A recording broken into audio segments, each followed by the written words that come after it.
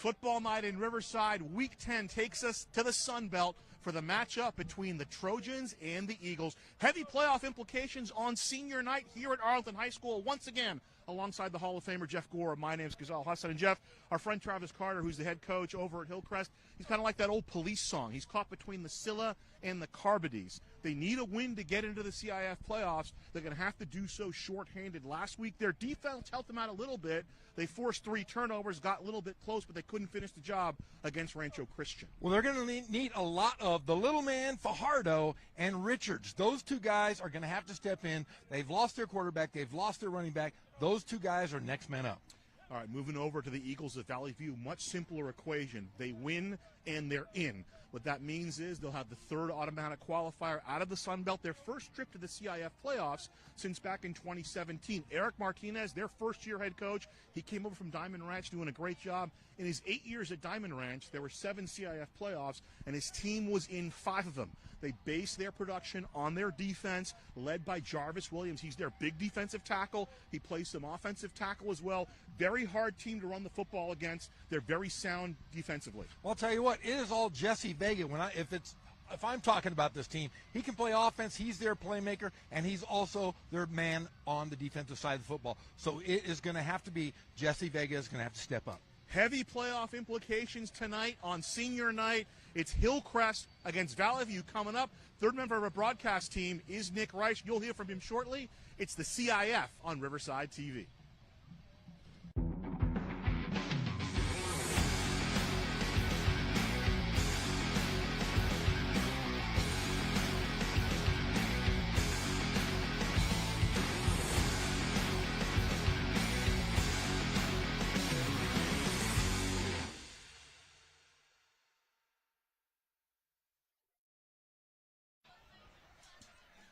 High atop Arlington High School is Hillcrest and Valley View tussle over the coin toss. We'll send it down to the 3rd member of our broadcast team who has definitely never been to Studio 54, the great Nick Rice. What do you got for us, Nick? There's always something new with you, Ghazal. So this is a huge game for both clubs. Valley View automatically in with a win. Hillcrest has a challenge to get into the CIF playoffs. We'll address that throughout the course of today. Hillcrest, 6 years ago, hired Travis Carter, one of the youngest CIF coaches ever to be a head coach of a Trojan program, but just 28 years old, trying to, turn around their culture, and he's done that and then some.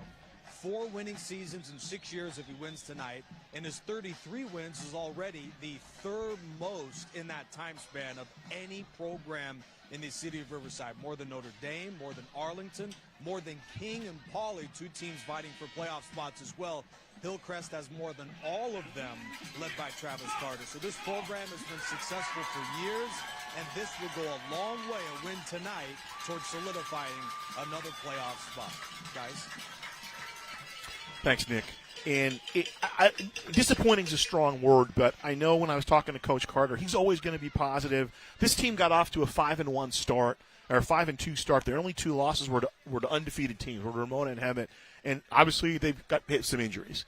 And every team has injuries, but man, the 2 injuries they were hit with were probably 2 of their more indispensable players, as I bring in the Hall of Famer Jeff Gorham. Well, yes, and anytime you lose a quarterback who's dynamic and can throw the football, and a running back that has been there in the trenches the last couple of years, those are your 2 go-to guys, and to lose them both to end the season is a tough one for anybody to handle, and it has to be the next man up, and those men we've talked about, is it going to be Fajardo? Is it going to be Richards? It has to be somebody that can take over some of that potent offense that they lost. Justin Settle and Tion Billups back to receive for Valley View.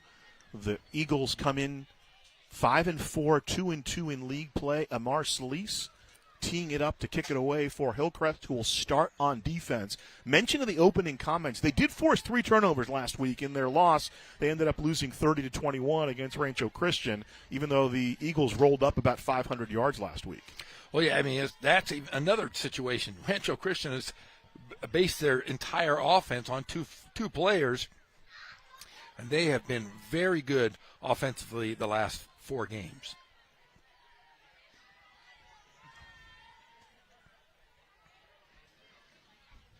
Waiting for the kickoff here. I see the referees still talking, so maybe they're waiting on the whistle.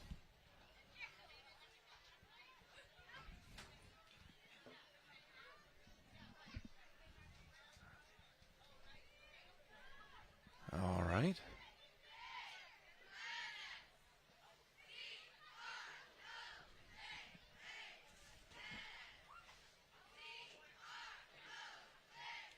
I think the referees were set up in the wrong spots.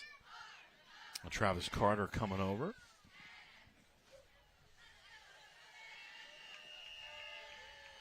Now we're ready to go.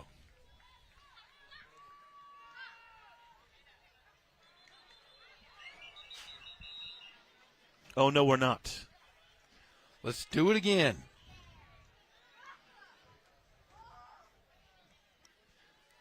Offsides to start the game.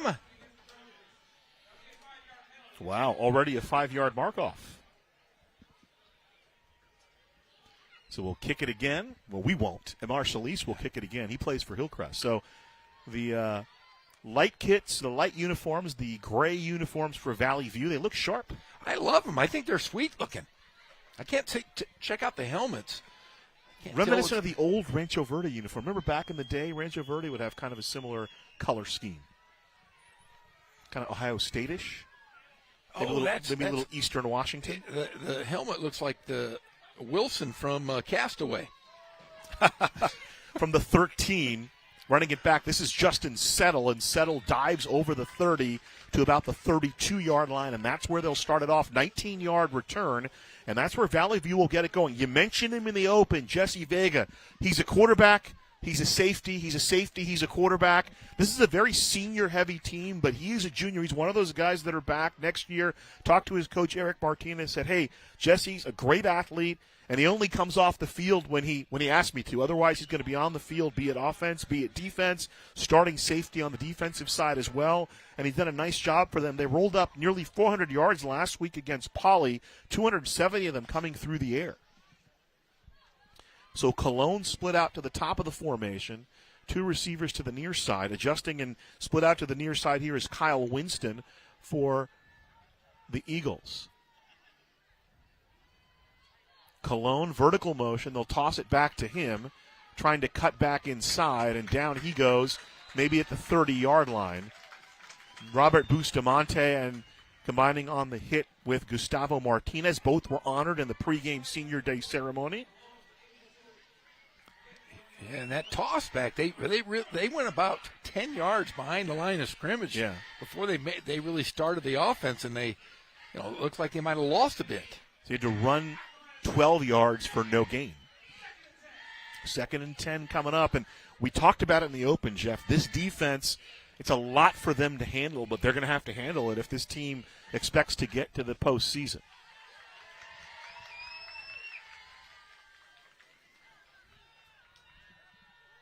Uchenna Aduji-John adjusting in the backfield. They'll give him the ball. Nice little stutter step. He'll dance to the outside and is met with resistance at about the 38-yard line. Noah Mayweather comes up and makes the hit. About a 5-yard gain on the play, bringing up 3rd down.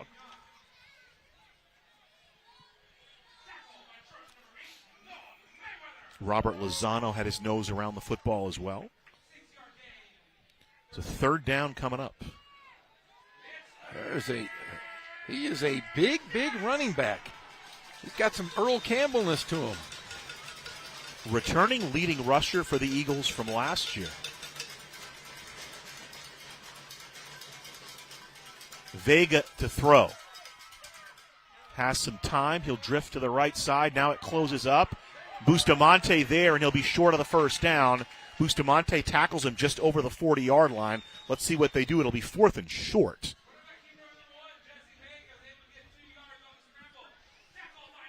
Oh, not a favorable spot either. No, I thought he got up near the 40-yard line. They marked him back to about the 38. So the line to gain is the 42. It'll be 4th and 4, and here comes the punt team on for Valley View. Noah Grenier back to kick. He's a senior for Valley View. The Eagles trying to get to their first CIF playoff since 2017 under Dan Barlage. Remember, 2016 they won a CIF Division 11 title and advanced to the state championship game. And here's the punt. It's a high kick, albeit a short one. Will bounce at the 42-yard line and roll dead at the 37-yard line. So a 27-yard kick, no return, and that's where Hillcrest will start it off offensively here in the first quarter. No score as of yet, 9:17 to play. Ghazal Hassan with you, along with the Hall of Famer Jeff Gorham and Nick Rice down on the field. Good to see Nick Rice today. I know we haven't seen him in a while. He hasn't aged a day. He Well, still looks like he's about 12 with bad hair. At the controls for Hillcrest, it'll be Alex Villasenor, the sophomore, threw for 156 yards last week against Rancho Christian. Out of the backfield, they go to Fajardo. He slips down, he hit the knee, and he'll be down at the 34-yard line. So he'll lose a couple on that one. Let's see if his knee actually touched. Yes, good call. Great call. It's a shame. Fajardo has been so good for them in the absence of Alfredo Vences, averaging about 6 yards a carry. He's caught 3 passes as well, had 48 yards on 13 carries last week. This one is Nguyen can't hold on to it. Hudson Nguyen on the quick screen to the outside, incomplete. And a little bit of jitters right now for the Hillcrest offense, Jeffrey. Yeah, both of the offenses have some jitters. I think Valley View had the ball for about a minute and 50 seconds, and now Hillcrest dropping the football. I mean, you know, obviously Nguyen's got a great future here at Hillcrest, but playoff game, got to reel that one in, and third down coming up. Good play call. Had a nice screen. They just not able to make play. Over the middle, Villasenor looking for Juju, in out of the hands of Sandoval, and fourth down coming up. A couple of drops. The young quarterback, I've liked how he's looked on his 3 passes. You can tell Travis Carter trying to get the ball out of his hands quickly, Jeff. Well, and I'll tell you what, all 3 of those passes were very catchable balls. Juju Sandoval wants that one back because that was right across the middle, and a perfectly thrown ball just out of the hands. Coverage on the play for Valley View. That was Randy McFoy out there covering Julian Sandoval, and Solis on for the punt. I believe that's Tyon Billups standing at the 31 of Valley View. No score as of yet. Teams have exchanged first quarter drives as Fajardo the up back, and a flag flies. It's going to be 5 yards against the Trojans.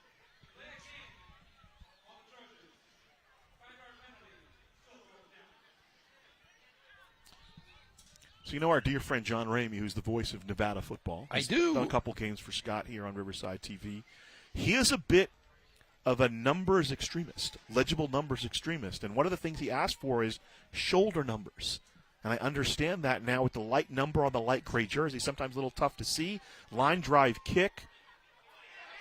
Skips past him, and it was a live football. No, they're going to wheel it dead. Guerrero picking it up. They thought it skimmed off of Kyle Winston. Winston was back. And it'll be where it's touched, they'll rule it down. Yeah, here's the replay. Let's see if it actually hits him. So Winston coming over. That was close. I can't really tell from that, but that was closer than it needed to be. Oh, here's another angle of it. See if we can stop it right there. Let's see. Oh. 35-yard kick, no return. Valley View gets their second turn on offense. Let's see what they do here. Isaiah Meyer split out to the far side. Winston in the near slot. Split out to the near side is Alex Ramirez. And now here comes Tyon Billups, and the give to Uchenna Adujijan. And whistles and flags. A false start, this time on the Eagles.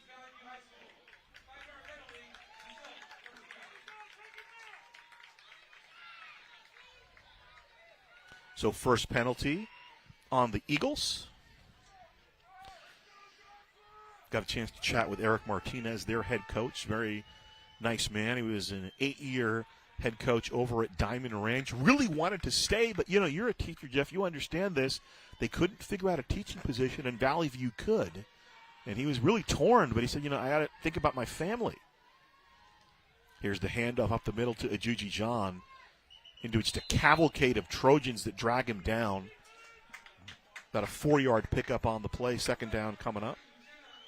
Yeah, that's a tough situation. If you don't have a teaching job, and Now, he was subbing, but I'm guessing Yeah. when you're a full-time, get a look at Travis Carter there, when you have a full-time position, that's just the benefits and all that stuff, correct? the benefits and the pay is just increases so much. And if you have a family and you want to kind of get your career going, high school coaches don't get paid a bunch. No, They really no. don't. It's a certain stipend, and if you think it's $100,000, you are farly mistaken. It's about $3,000 a stipend. Second down, Vega dancing, looking to throw. Good coverage downfield. Now he'll sweep back the other way. Now he'll tuck it under. He'll avoid Alfaro, and then down he goes to the 35-yard line. Mejinas, I believe, made the tackle with help from Bustamante. So about a yard on the scramble for Vega. Third down coming up. Yeah, neither team lighting it up offensively here early.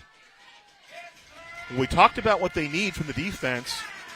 Good job there by Justin Escalante. The defensive tackle stayed in his lane and pushed Vega to kind of have to cut back, buying time for the backers to fill the gaps. Under 7 minutes to play first quarter, a third down coming up. Trips to the near side for Valley View. Rolling is Vega. Controlled roll. Here comes Bustamante spying him. I believe he deflected it incomplete. Intended receiver was Isaiah Myers. Mayweather was on the coverage. And I think Bustamante got to tip that one. We're going to let them look at it.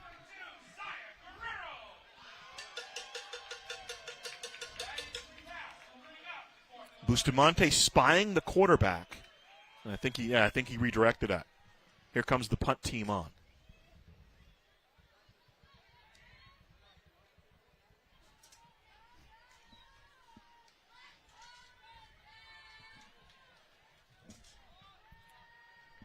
Noah Grenier is the punter.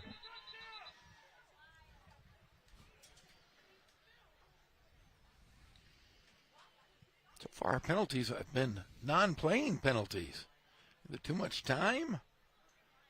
You see the coach for Valley View right on the field. Get back. You got to hire the get back coach. Coach Get Back. Weren't you Coach Get Back? I was Coach Get Back many times. They don't, they used to throw the flag. Back in the day, there was no tolerance for it. If None. one guy was over the line, they'd throw the flag. It's loosened up a little bit in the last couple of decades or so. I remember that was a big deal. Yes, it was. In fact, usually it was the president of the booster club that was the get back coach because they had the most to lose, right? Exactly. Here's Grenier's kick. Oh, Short kick. It's going to hit down at about the 45-yard line and roll dead at the 40. So a 25-yard kick, no return, 1st and 10 Hillcrest.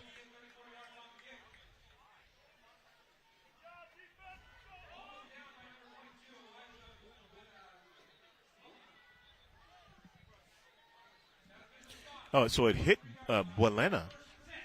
Buelna. Elijah Buelna got hit by the ball, so down at the 43-yard line. They'll call it a 22-yard punt, and here we go. we have yet to have a first down in this game, Gazal. Here's the give to Fajardo, and he'll be lassoed down. He'll still fighting. First man to him, I believe, was Jabari Evans. Ultimately was tackled by Aaron Neary. The two outside linebackers for Valley View.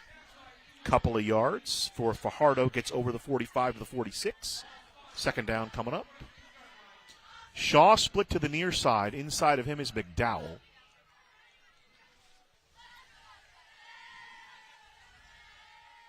Play action, and down he goes. Wow. That's Evans. Jabari Evans just shoots the gap and drops Villasenor for a huge loss, about a 10-yard loss. Call it 8 officially. Watch Jabari. I mean, he is there before. As soon as that ball is snapped, he's there. Untouched. Just read the gap easily and slipped through. Eric Martinez calls the defense for Valley View. And third down and 16 coming up. And the whistles and flags. That'll be against the Eagles, their second flag.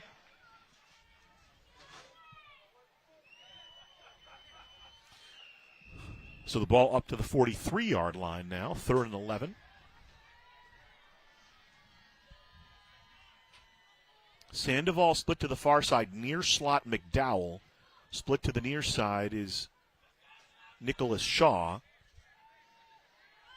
Reyes Ortiz in the backfield. Looking up top for Sandoval. Incomplete. Coverage on the play for Valley View. Joshua Newton was running with Juju step for step and brings up 4th down. So we're 12 plays in, no first downs yet, Gazal. Good ball there by Villasenor, and just Sandoval just couldn't quite locate it, a little bit overthrown. And again, that timing's going to be off. I mean, they haven't really been playing with each other all that. Now, they both practiced, both Villasenor and Bailey got reps this week, but when you finally, what hurts you is obviously losing Ramos hurts because, he's your starting quarterback. But the 2 weeks before he got hurt, Jeff, he threw for 280 and 282 yards. And they knew he could run. They were trying to figure out the passing largely because of his size, and he finally figured it out. And then to lose him, as Solis going to kick it away. Winston back to receive it down inside the 30 at the 29. So a 28-yard kick, no return. 1st and 10 coming up for Valley View here. It's Week 10, heavy playoff implications, Jeffrey Gorham. HPI. Yeah. We're going to have the show tonight. We're going to have all of everybody's. We're going to know the AQs on everybody. Quick shot of Joshua Mason, defensive coordinator. Ahmad Noor, the receivers coach for Hillcrest. A couple of good dudes. Of course, the great Travis Carter. 6th year, as Nick Rice pointed out. I believe Sunday morning the brackets come out. They do. So we'll have an idea tonight of who finishes what in which place. Coin flips and other things will be handled, I'm sure, tomorrow, or they've already been handled. Amari Gray shifts in the backfield to throw out of the backfield to Gray. Oh, I'm sorry, that's Winston with it. And I think Guerrero rides him down. A flag comes in late. No gain on the play. Let's see what the flag's all about. There's our white hat today. Rob Leopold. Do you know Mr. Leopold? I do not. We've had a lot of new crews this year. A lot of unfamiliar faces. And that's going to go against that behold. So Winston with the – there's the hold right there. They got a hold of Zaya Guerrero, but he still made the tackle. Obviously, you got to take it and move him back. They didn't gain anything on the play, though. The Riverboat gambler that I may have just said, you know what, let's take the play. Let's make it 2nd down. Exactly. Ball back to the 19-yard line. Stack formation on the near side. Gray steps up in the backfield out of the pistol. They give the ball to Amari Gray running running right. And he'll go down, twist down at about the 25-yard line. Lozano in on the hit along with Guerrero. So give him about a 6-yard pickup. We'll bring up 2nd down.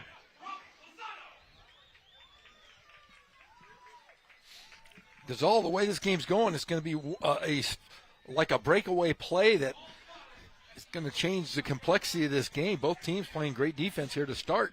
Like my friend Jeff Gorham says, it'll come down to who makes the first mistake.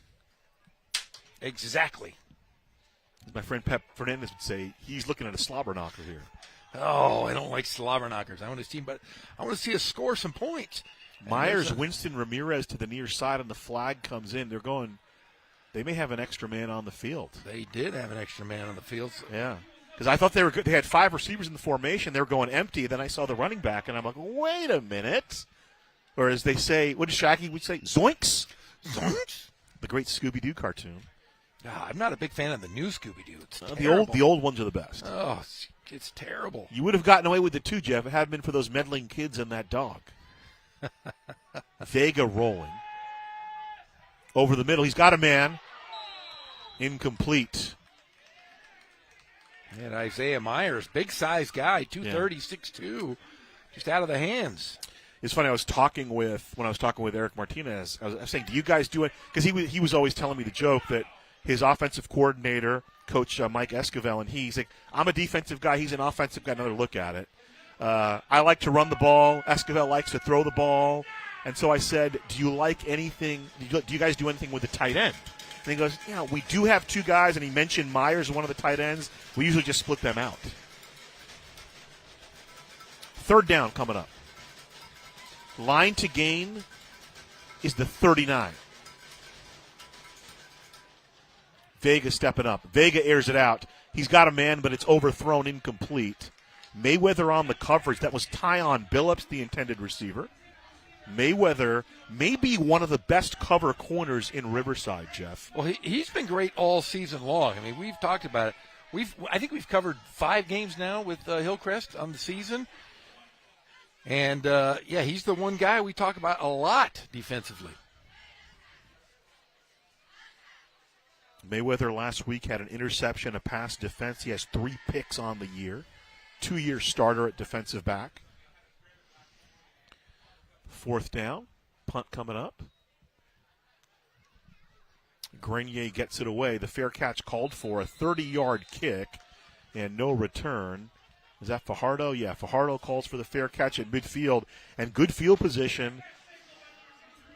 I'm sorry, that's Nico Bernal who made the fair catch. They both have the hair hanging out of the helmet, so I was confused. Good field position. Short field here, 1st and 10. From midfield. Alex Villasenor, his 3rd drive for Hillcrest. Sophomore quarterback thrust into duty due to injury. 9 of 20 last week for 156 yards and 2 touchdowns. They give to Fajardo up the middle, and not much going there.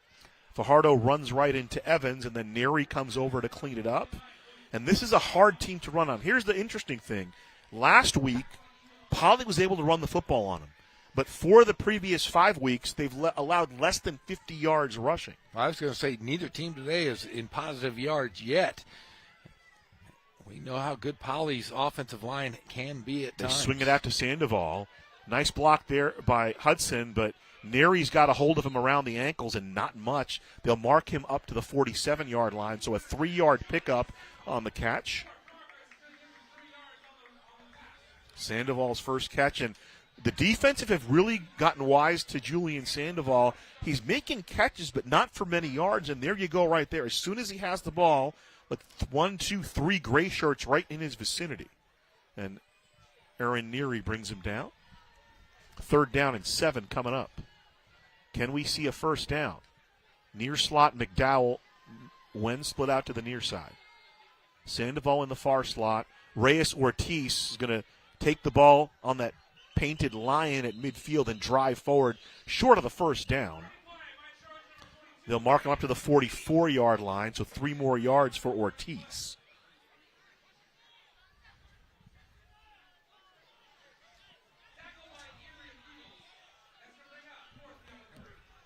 So 4th down coming up. The offense is going to stay out there, Jeff.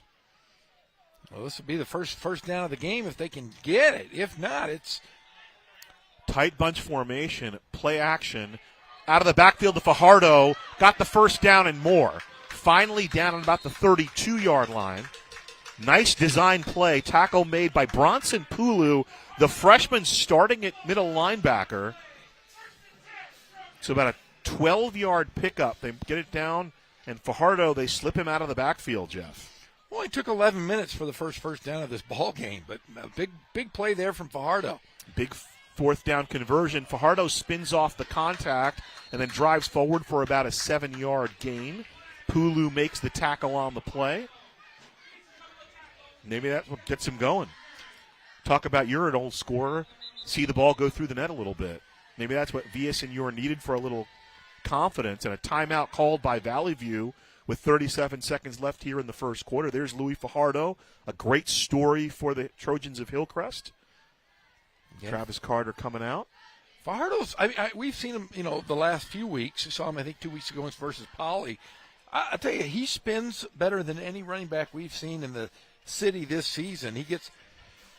He'll get a lot of yards after contact just because he is so quick and elusive. When you and I were kids, there was a guy who played for the Cowboys named Emmitt Smith. Oh yeah, he's one of the top. And it was, it's funny because he wasn't particularly big. He wasn't particularly fast, but great center of gravity, very low to the ground, and he knew how to make those moves in tight spaces. And at some point, I don't know if he still is. Is he the all-time leading rusher in NFL history? He was at one point. I believe so. So, and that's kind of a little bit what I see with Fajardo is he understands the space and he understands his size and how to move in that space. And a great first step. If you've got a good first step as a back, it really does help. And he is, that little guy is very good on the first step. Villasenor on the roll, throwing to McDowell underneath, incomplete, third down coming up. Good design play again, just couldn't connect on that one. So Villasenor so far is 3 of 7 through the year for a modest 15 yards, but he's kept the sticks moving on this drive. Was looking for Jacob McDowell on that play. Falls in complete coverage for Valley View, Ryan McFoy. So when lined up as the tight end on the near side, here's Shaw coming out. Near slot McDowell, Sandoval split out to the far side. We haven't seen Josiah Richards yet. Bernal in the backfield. Here comes the jailbreak. Villasenor shows some mobility, complete to Hudson Wynn. And Wynn all the way down inside the 5. Great pitch and catch tight end play, a 20-yard pickup. And Wynn just kept running the football. Watch this. I mean, you expect him to maybe go down a little quicker, but Wynn just runs right through it. Nice throw on the move. That's not an easy play to make. First contact at the 10. McFoy wrapped him up, and he drove down inside the 5. And then flags fly. They had too many men on the field, I believe. And it's going to go. Rob Leopold again against Valley View. So that's going to go half the distance. So about a 1-yard penalty. If that. First and goal line is the 1-yard line. Sandoval split to the far side. Wen lined up to the near side. Ortiz, lone man in the backfield. They'll give it to Reyes Ortiz. He'll go forward. He's into the end zone. Touchdown, Hillcrest. 50-yard drive culminates in a touchdown run by Reyes Ortiz, the sophomore. Into the end zone, and the Trojans break out on top. So 11 minutes for the first down and just another minute, less than a minute, to score. Was that the last play of the first quarter? That was the last play of the first quarter. At the death, as they say. Solis on for the PAT. No good. Pushed it. 6-0. So Ortiz with a little bit of size, and that's Jarvis Williams, the big defensive tackle, and he's able to twist out of his hole, which is no small job to do. Speaking of no small jobs, let's send it down to Nick Rice on the sideline. All right, Gazal, so, this is one of 2 games of major significance in the Sun Belt League, the other being the Pauley-Arlington game. And there must be something about this being winter football weather, because that game is also scoreless at 0s. We just saw the 6 on the board there, and that game being major significance for Hillcrest. If Pauley is to lose that game, Hillcrest, instead of being in a 3-way tie, would be in just a 2-way tie, making things a lot easier for them. Of course, Valley View automatically gets in with a win, and Hillcrest with a loss makes things very difficult to get in. Of course, a lot of that throughout the night in our playoff scenarios, guys. Thank you, Nick. Very, very astute. Very well put. The situation gets sticky if Hillcrest wins and Pauley wins, because then it's a 3-way tie, and then it's a coin flip. Oh, and right now, Pauley is beating Arlington 21-0. Wow. So they know what's at stake there, and this first play of the second quarter is the kickoff here. 6-0 Hillcrest. They break out on top. Here's Winston from the 11. Winston dancing, and he's cut down by Bernal. Is that Bernal? Indeed it was. Nico Bernal knocks him down right at the 20-yard line, 1st and 10. Another look at it. Now, Gazal, is there an opportunity, you think, to get maybe a 4th team in out of the conference? If Hillcrest wins today, they would be it depends, right? I think 4 teams get in out of the Sun Belt. And so in a coin flip situation, if Poly gets the AQ, then it's a tough decision because probably either Valley View or Hillcrest get left out. And it just depends how the at-larges shake out. You know, I don't think the Sun Belt would get 5 teams. It's possible. I don't think that's likely. From the 23, it's a 1st and 10. Vega, Adujijan drives forward over the 25 to the 26. 2nd down coming up.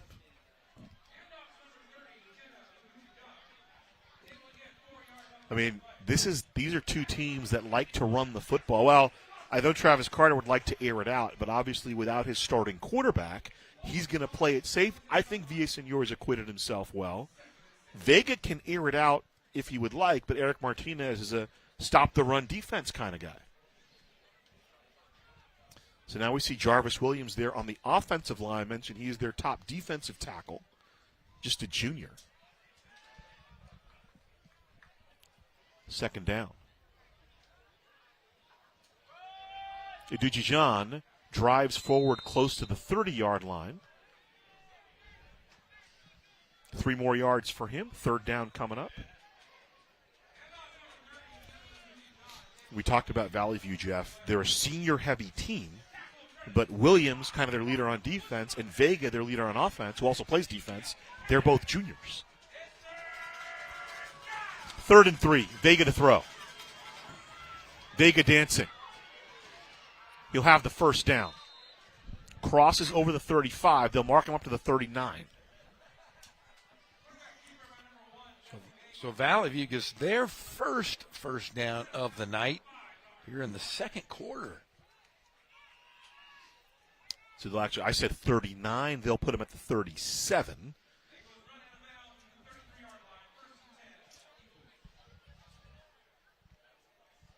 First and 10. Line is the 37. Adujijan runs right into Alfaro. Ball on the turf, but I think they'd ruled him down before that. They'll mark it about a 1-yard gain. Oh, those are feathers on the hat. I thought it was a hand. Like I said, it looks like Wilson cast away. I think Zuniga is there as well. I'm sorry, that was Beltran, one of the Beltran. seniors. Yeah, Beltran went after it. 4-year varsity player, 3-year starter. Vega to throw. Alfaro chasing him. And he'll push him out of bounds. Up to about the 37-yard line. Hillcrest doing a great job on the outside, really keeping from anybody getting around and down that sideline. Yeah, they're not going to let you get the edge. Doing a nice job there. And they also, every passing play, somebody's spying the quarterback. It was Bustamante on the other play. Not sure who was doing it there. Gets out of Alfaro, but then right there is Guerrero.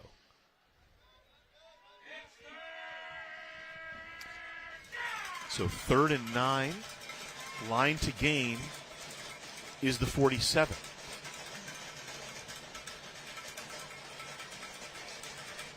Eagles have just 1 first down, lining up like they're going to bring the house. Flag on the play. False start. 6th penalty on Valley View. They'll back it off 5 yards. Like I said, and they're not moving penalties. They're just making mistakes on their own without even getting a play. There's another one.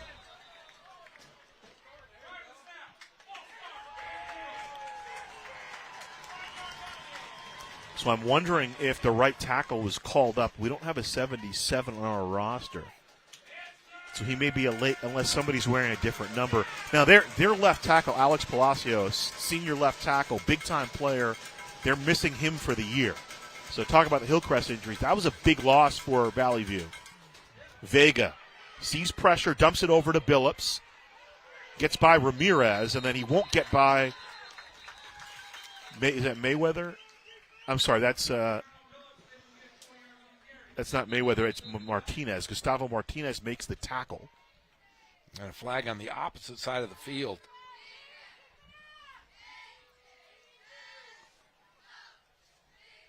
Did he cross? Oh.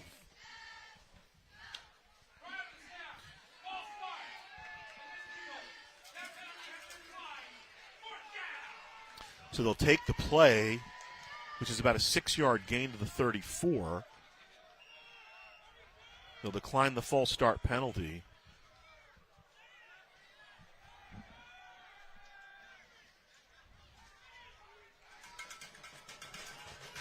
And here's the punt team yet again.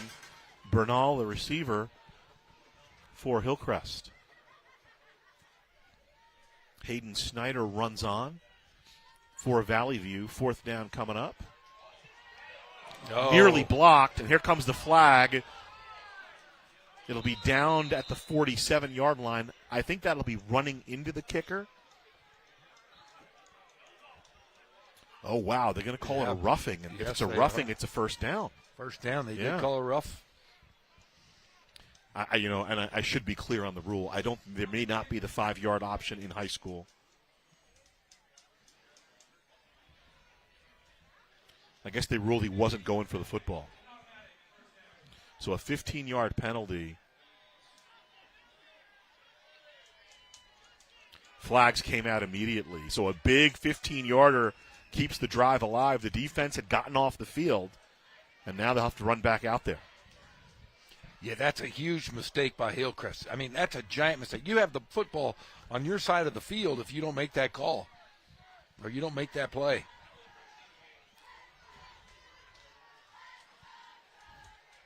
So back on the field, the offense for the Eagles. Here's an opportunity. Can they cash in? Adujijan steps up.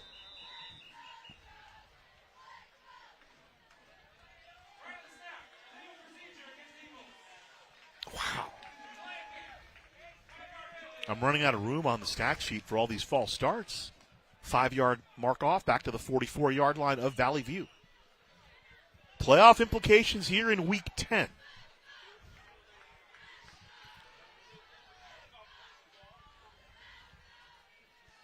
Vega flips it to the outside. Here's Ramirez, and Guerrero's going to spin him down. Oh, there's a horse collar. Not sure if that was the right call. Didn't see that he got inside the shirt here. Maybe we see on the replay, but that's going to be a horse collar call.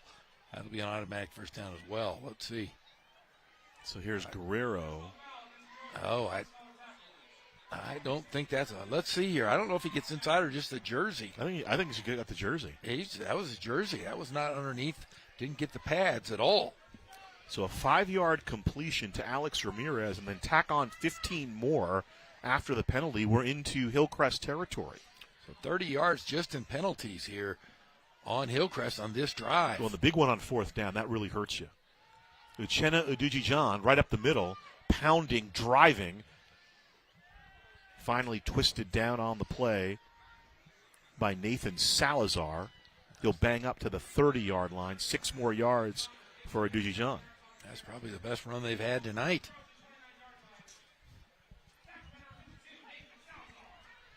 So trips to the near side. Myers in the middle. Billups split out to the near side.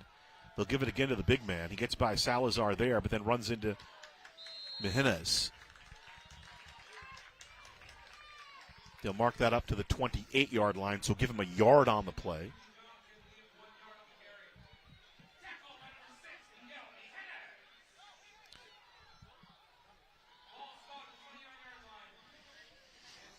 So North and Vista Del Lago going at it tonight?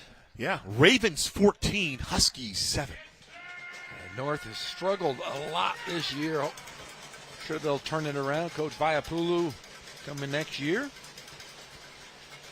3rd down coming up. Cologne to the far side. Billups split to the near side. Winston and Myers in the near slot.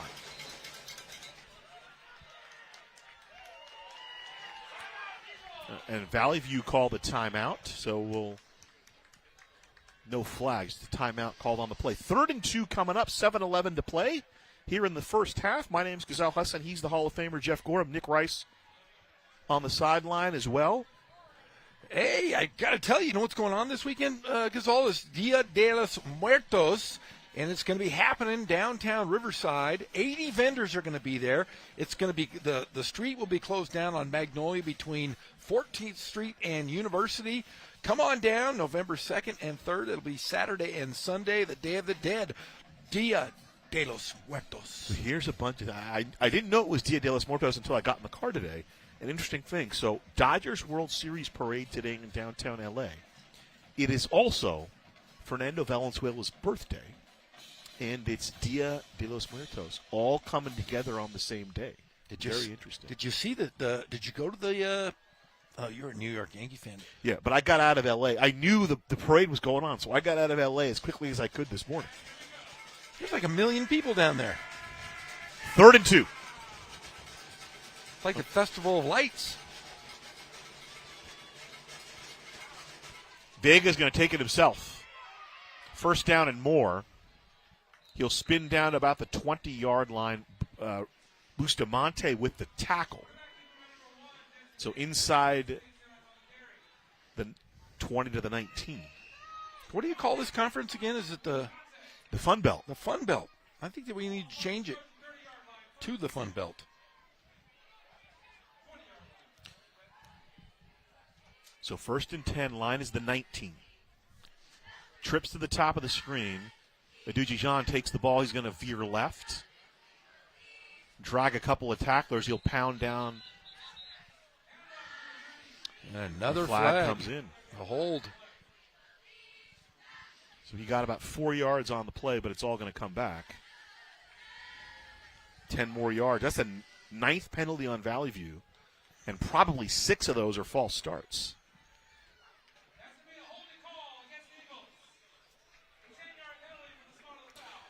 But 2 big penalties in this drive, a roughing the punter penalty and then a horse collar tackle, have added 30 yards to the Eagles' drive here. Hillcrest trying to play around a couple of mistakes. Ball moves back to the 28-yard line, where it'll be 1st and 20. Vega to throw out of the backfield to come back to Winston. Winston, after the catch, slips one tackle, slips another, slips the posse to the pylon. Touchdown. Catch and run by Kyle Winston. Touchdown, Eagles. 28-yard catch and run. We have some scores. King is up 6-0 on Great Oak. Hemet over Rancho Christian 14-7. And Rancho Verde over Orange Vista 6-0. Early. Here's Jamie and Morales coming on to try the PAT. Your buddy Jason McMain. That's a big one for them against Great Oak.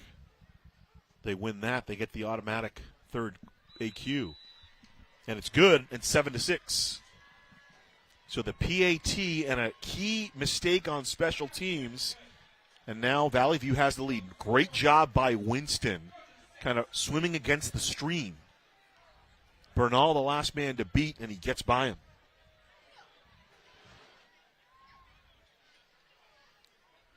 He traverses all the way to the other side of the field. Great blocking downfield. Look at that. 3 blocks. And then the rest Winston will do on his own.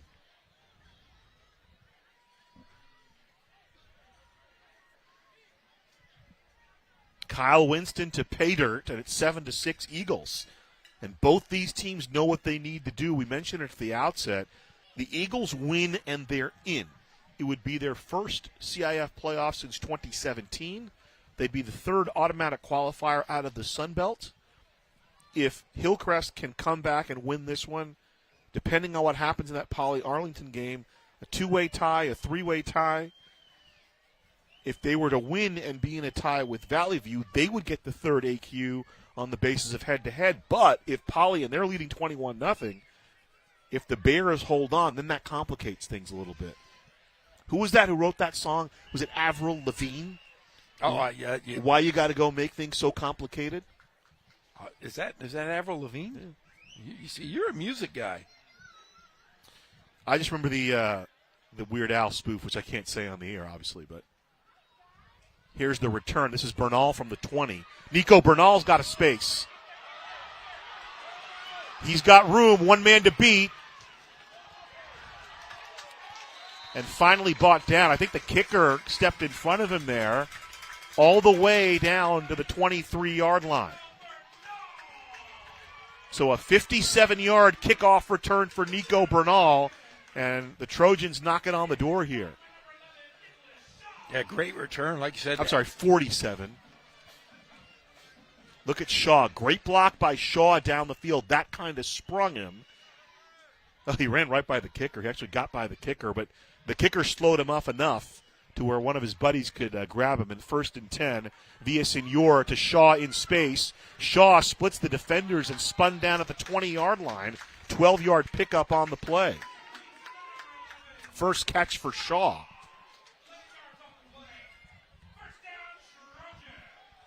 From the 20, 1st and 10, trips to the top of the formation. They'll give to Fajardo.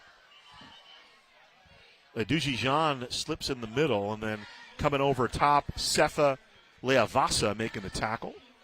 Maybe a yard there.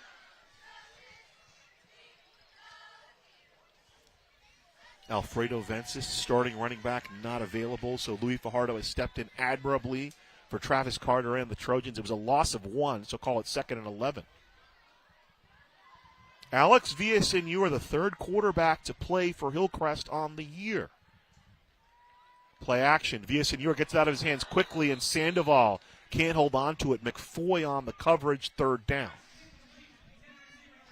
That went right through his hands, right into Foy's hands, and not able to make the catch. Couple of drops for the Trojans today. It's got to be tough. You know, Villasenor kind of getting his first start, trying to get into a little bit of rhythm here, but a couple of nice catches as well. One by Hudson Wen that set up the touchdown. Timeout. I think Hillcrest called the timeout. No, Valley View called the timeout. That's the last timeout for Valley View. That's their 3rd timeout they've taken. We've yet to see Josiah Richards yet tonight as well. In fact, I'm trying to look for him on the sideline. Sideline, I was going to say. I did talk with Ahmad Noor before the game, the receivers coach. He didn't say anything. I didn't ask him. There we go, the Friday night pep rally. It's not the pep rally tonight. Oh, it's the Jeff rally. It's the Jeff rally tonight. 11 p.m. We're going to have you and I will be there with all the scores and highlights. We will have it for you. We'll discuss the automatic qualifiers and who gets in, who gets out. Should be a lot of fun, so tune in tonight at 11 p.m. Jeff and Gazal. We're going to say who's in and who's out? How will we know? I just know. Okay. We just know. We can already tell you certain teams are already out. Yeah, North probably out. La Sierra. I want them in, though. I want North in. Of course we do. 3rd down. Does CSDR get in? Or do they just give them the trophy? So Shaw and Sandoval to the far side. Wen and McDowell to the near side. 3rd down. Villasenor to throw. Complete to McDowell. McDowell fighting to the 13-yard line. Won't be enough for a first down. Needed to get to the 10.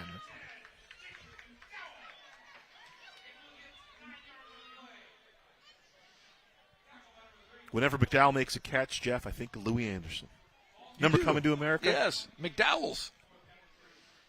Great John Amos. R.I.P. Just passed away recently. Yes. 4th down, they're going to go for it. Fajardo in the backfield. 3 receivers to the top of the formation. Wen split to the near side. Over the middle. Sandoval incomplete. Jesse Vega on the coverage. Ball over on downs to Valley View. Big defensive stand for the Eagles there. And Sandoval, they've really handled Sandoval well. You look at Juju there getting back to the sideline. So ball over on downs. Good defensive stand by the Eagles here. Well designed. Just couldn't figure it out. Little high, little behind him, and Vega all over Juju Sandoval. So 1st and 10 from the 13, 4:54 to go. If the defense can hold here, maybe get some points out of it here if you're Hillcrest, but Valley View with a nice drive previously, fueling themselves a little bit. Vega, Edujijan into the teeth of the defense. Still driving. Over the 15. They'll mark to the 16, so a 3-yard pickup there. Just churning his legs and churning some clock. And a man down on the field. Looks like somebody is a Hillcrest player down. Grabbing his calf. Maybe it could just be a cramp.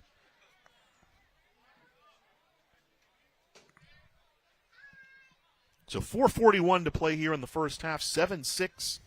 A tight one here. Heavy playoff implications, we like to say. HPI. Travis Carter will walk out.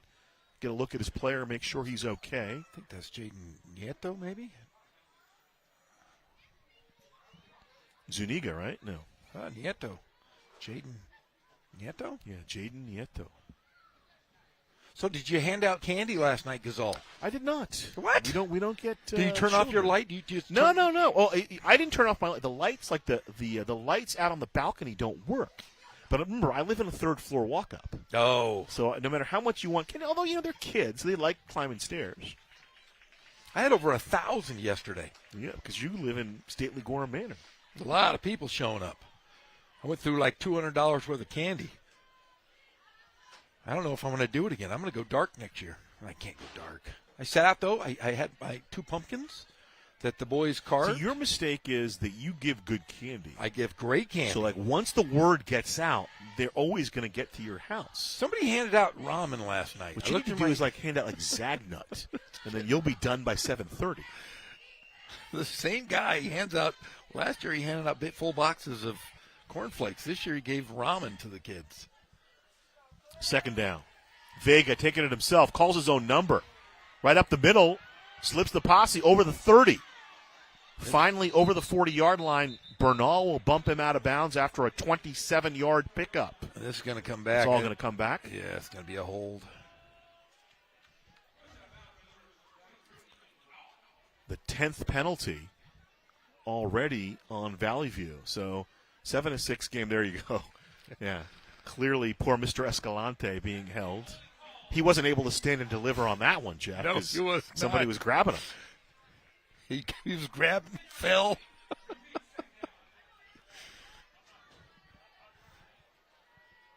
Do Garfield and Roosevelt still play their rivalry game this week?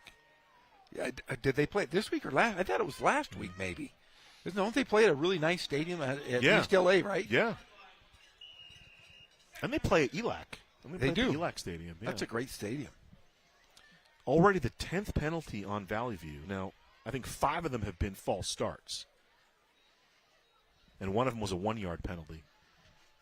2nd and 15. Here's the throw to the outside, complete. Winston already has 1 touchdown and escorted out by Mayweather. Strides up to about the 20-yard line.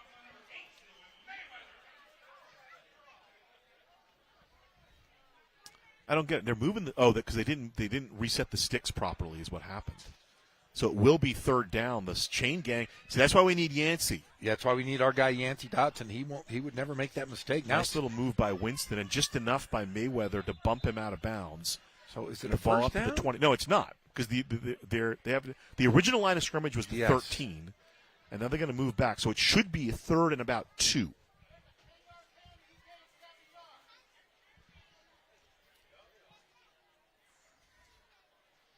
There it is.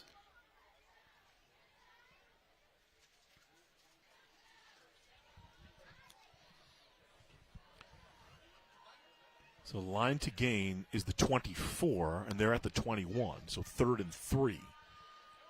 Yeah, I looked through all the candy. There was no razor blades. You know how I checked? I ate them all. I ate all. Now, do the boys like a specific brand of? Is there like a candy that Luke doesn't like that Johnny likes? Would necessitate some transactions going on? Yes. Okay. Here's the trades went through last night. Milk Duds were out of Johnny's repertoire. Johnny does not like Milk Duds. He likes them, but he's got all his braces. He's got a mouthful of metal. Robert Leopold's going to make the call here. So it's 3rd down. We know. We got you, buddy. So yes, there was trades for Milk Duds, and Johnny got a lot of Reese's because Luke says too much peanut butter. Can't have that much peanut butter. 3rd down. Here's the give. Adujijan will surge forward for the 1st down, gets over the 25, and he'll have it. 4 yards for Uchenna Adujijan. And not one Almond Joy or Mounds, the entire bag. He did get bottle caps, though. Oh, I love those when I was a kid. Oh, I love those.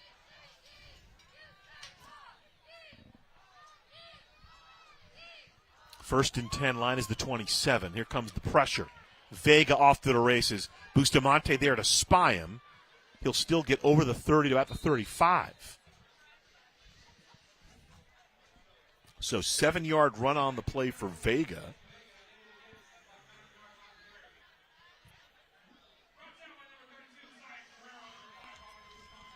So they mark it to the 36, and they're going to go a little tempo.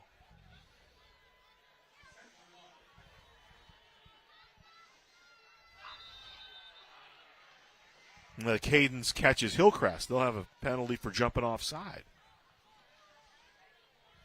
That'll be a first down to the 41-yard line. 3 minutes remain here in the first half. Hillcrest would like to turn back the Eagles. It's already a touchdown, a 28-yard pitch and catch from Jesse Vega to Winston has given Valley View a 7-6 lead.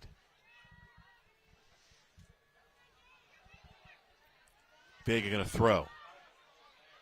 Flag comes in. It's complete to Winston near midfield, but feeling it's all going to come back. Yes, it is. Another hold.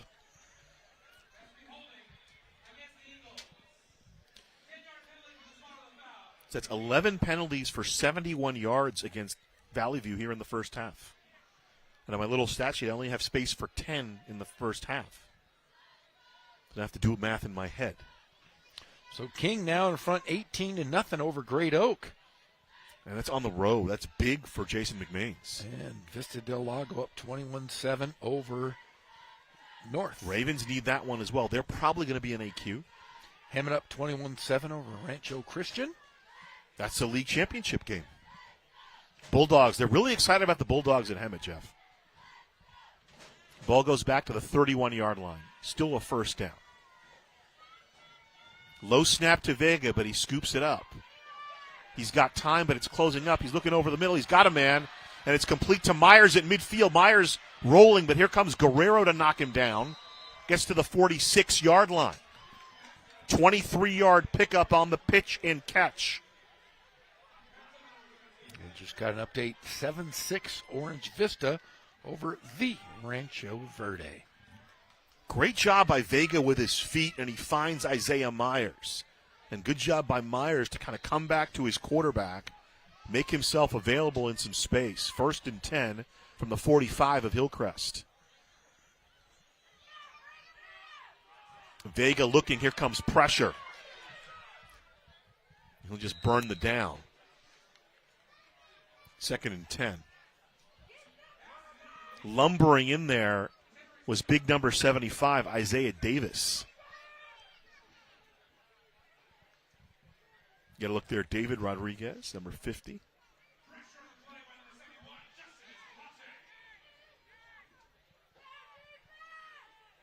Second and 10.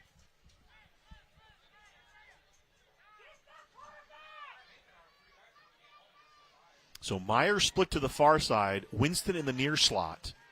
Tyon Billups to the near side. In the far slot is Cologne. Now Winston will move over. Trips to the top of the formation. Under 2 minutes to play in the first half. Second down and 10. Vega rolling. Vega trying to escape. He'll roll the other way. Here comes Mejinas, and he'll throw it away. Vega running around there buying time, reminiscent of a young Roger Staubach. That's one we got to go, hey, coach, I need a sub.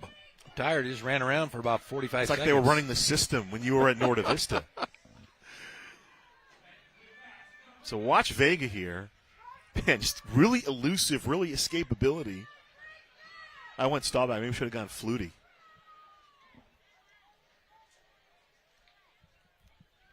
Third down.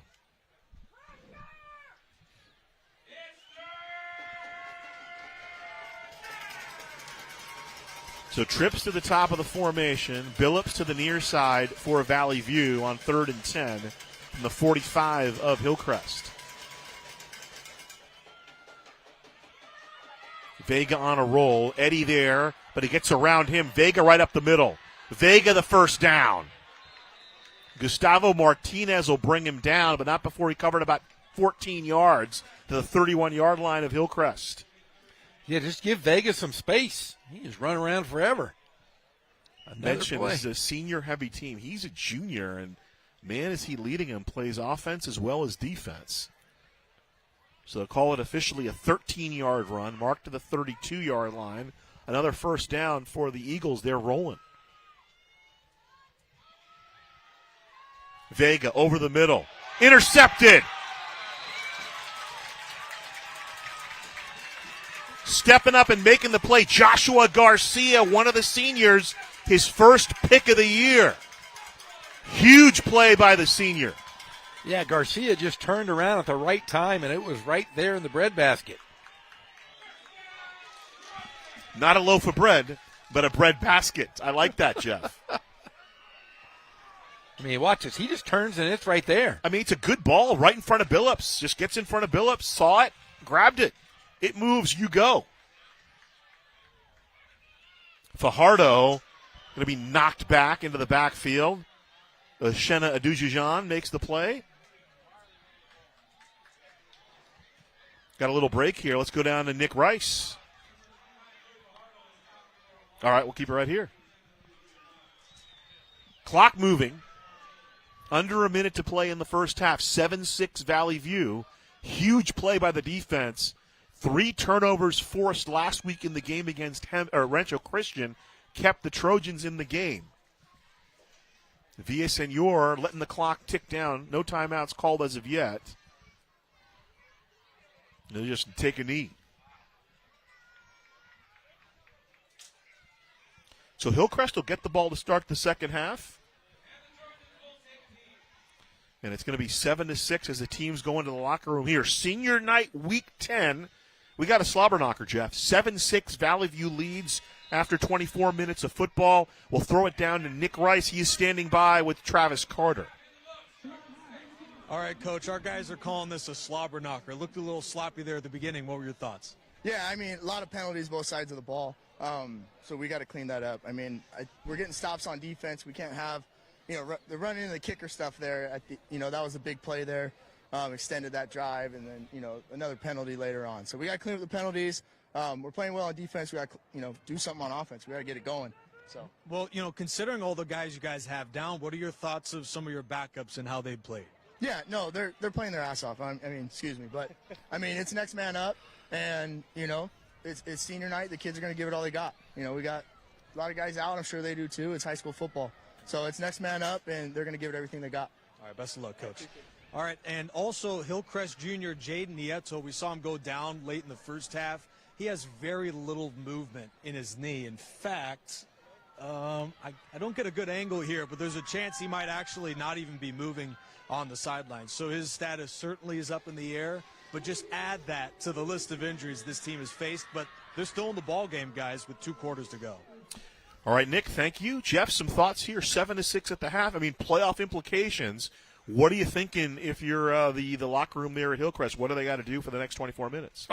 They played a very good half of football. Like you said, that penalty extended that drive that led to the score. But 7-6, you miss an extra point. That is key. But you got to tell you guys, we're playing great defensively. We just have to minimize the mistakes. And 38-0 is the score between Poly and Arlington. So the Bears are a-coming. And so if Hillcrest were to win, it would end up being a 3-way tie. So for Valley View, they're going to hear that. All they need to do is hold on to this lead. They would clinch the third AQ out of what we like to call the Fun Belt. 7-6 Valley View at the half here from Arlington High. We'll step aside, bring you some words, and then Jeff and I and Nick will all be back for a second half of football here. It's Valley View 7, Hillcrest 6, the CIF on Riverside TV. Keep up with the latest on Riverside TV with the Watch Riverside website. You can even add it to your mobile phone. Simply navigate to watchriverside.com on your favorite browser. Tap the share button, then select Add to Home Screen. And there you have it. Now you have quick access to Riverside TV while on the go.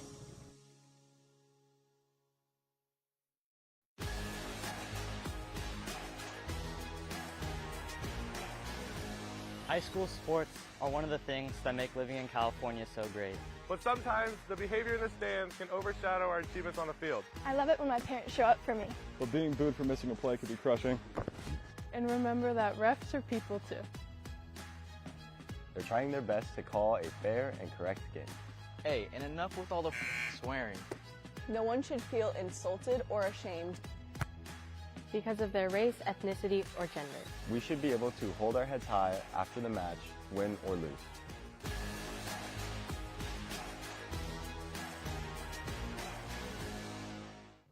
Hey there, Riverside. Welcome to the show. I'm your host, Gabriella Madrigal. This week, we find out about the upcoming Day of the Dead events happening in downtown Riverside. We also check out what Cal Baptist University students are doing to bring some color to our parks.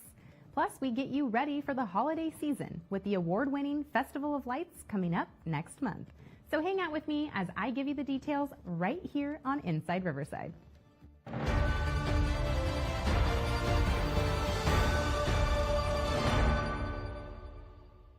Joining us now is Cosme Cordova, who is here to fill us in on an upcoming Riverside Day of the Dead event. Welcome, Cosme.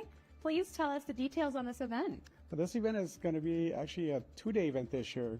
We normally have the event for one day, the first Saturday of November. Okay. So it's from this point on, it's going to be the first weekend of November. And it's going to be our 21-year celebrating Day of the Dead. And it's amazing. I hope you guys can come out on Saturday. It's going to be 1 to 10. And then on Sunday, it's going to be 11 to 7. So hopefully, more people can come and partake in our events. We have 2 stages happening at the same time. We have a full-size wrestling ring. We have 2 streets just barricade for car altars. And then we have White Park, where we have all the altars. Right now, we're up to about 70 altars inside. We have over 80 art vendors. Wow. And then we also have about 30 food vendors. Wow. So, and then we have the Ferris wheels coming back and with some other games. So it's going to be a big, big party, you know. Well, alongside the attendance, it sounds like the 2 days is absolutely necessary because there's so much to do. Too much to do. This is going to be awesome. I mean, compared to the first year when we started in 2004, I started in a small block. It was just 1 altar, 1 food vendor, 1 band, and several artists. You know, it's just like a dream come true. But it's to honor somebody who passed in your life. You know, a beloved one, a friend, a family member, someone you knew, and just to keep their spirit alive. You know, you create an altar at home if you can't do one at the event. Even if you can't even create an altar, just take the time to really think about somebody in your life that meant something. Maybe think of a joke that they used to say, or the things they used to go eat, or music they used to listen to. You know, just kind of reminisce the times you had with your special friends or family. I love that. That's so special, and thank you for reminding everyone. Yeah. Well, we look forward to seeing you, whether we catch you on November 3rd or the 2nd. Yeah. I'm so happy for you, and congratulations on the 21st year. Thank you so much for joining us. Yeah, thank you. It's going to be awesome. Absolutely. Hope I see all you guys there. Yeah. Keep up with the latest on Riverside TV with the Watch Riverside website. You can even add it to your mobile phone. Simply navigate to watchriverside.com on your favorite browser. Tap the share button, then select Add to Home Screen. And there you have it. Now you have quick access to Riverside TV while on the go. Live local. Help support your favorite businesses with the Shop Riverside Community Card. With over 200 Riverside businesses giving exclusive discounts and offers to community card holders, there's something for everyone. Participating organizations sell these cards for only $15 each, with $10 going straight back to the organization itself, making the Shop Riverside Community Card a fantastic way to support your favorite local group. For more information about the Shop Riverside Community Card and to find participating businesses, please visit shopriversidenow.com. And don't forget to live local. Shop Riverside.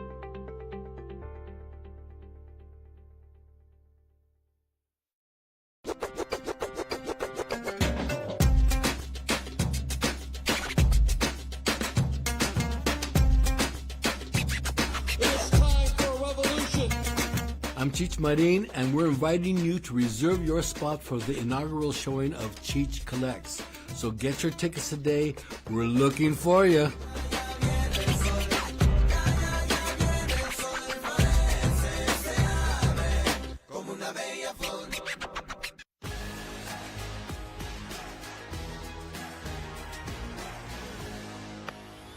High school sports are one of the things that make living in California so great. Athletics builds character, teamwork, physical fitness, And shows what hard work can achieve. And some of us can even earn a college scholarship or qualify for the Olympics. But sometimes the behavior in the stands can overshadow our achievements on the field. I love it when my parents show up for me. But being booed for missing a play could be crushing. Parents who lose their minds when we don't score aren't helping.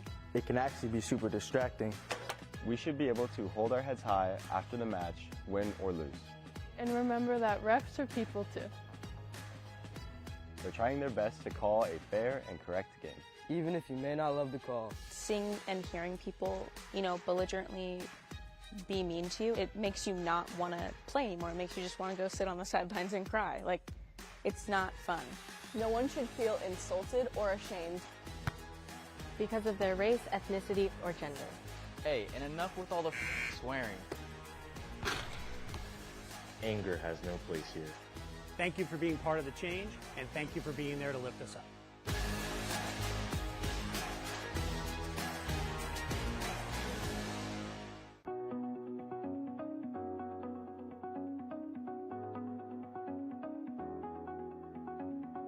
Are you getting ready for your next adventure? The City of Riverside has got you covered. Our passport acceptance facility is open and ready to help you with getting your U.S. passport.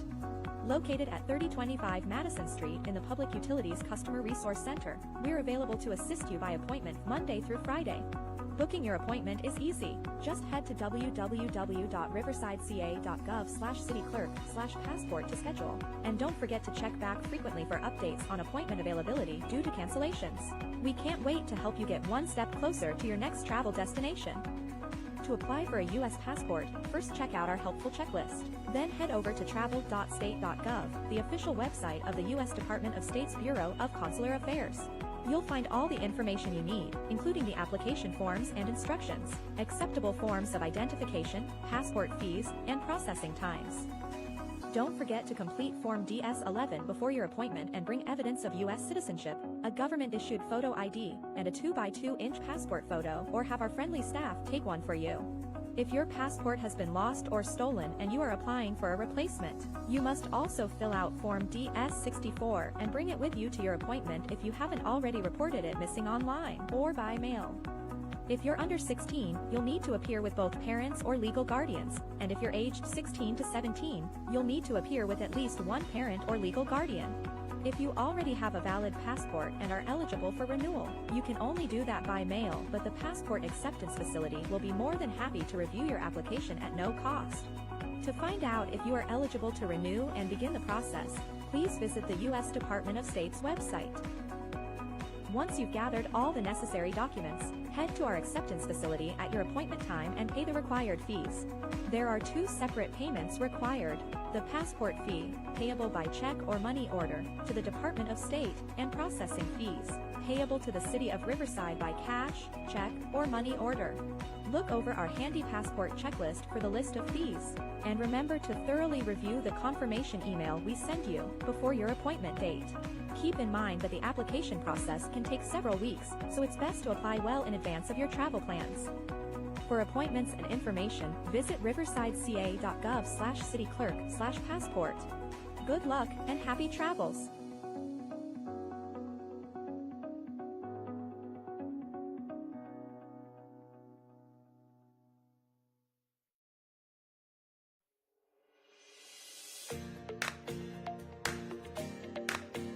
The City of Riverside Public Works Department wants you to know how holidays affect your trash service. Trash pickup will not be available during major holidays and collection times will be adjusted in response. Residents with city trash service will see the following adjustments. For Monday holidays, your Monday collection will happen on Tuesday and Tuesday collections will occur on Wednesdays. For Thursday holidays, Thursday service will occur on Friday and Friday service on Saturday. For Friday holidays, your Friday service will occur on Saturday. Residents served by outside vendors will experience a one-day delay of service for each day after any holiday taking place Monday through Friday. And for more information about trash services, recycling, or bulky items, visit the Public Works website at riversideca.gov/publicworks.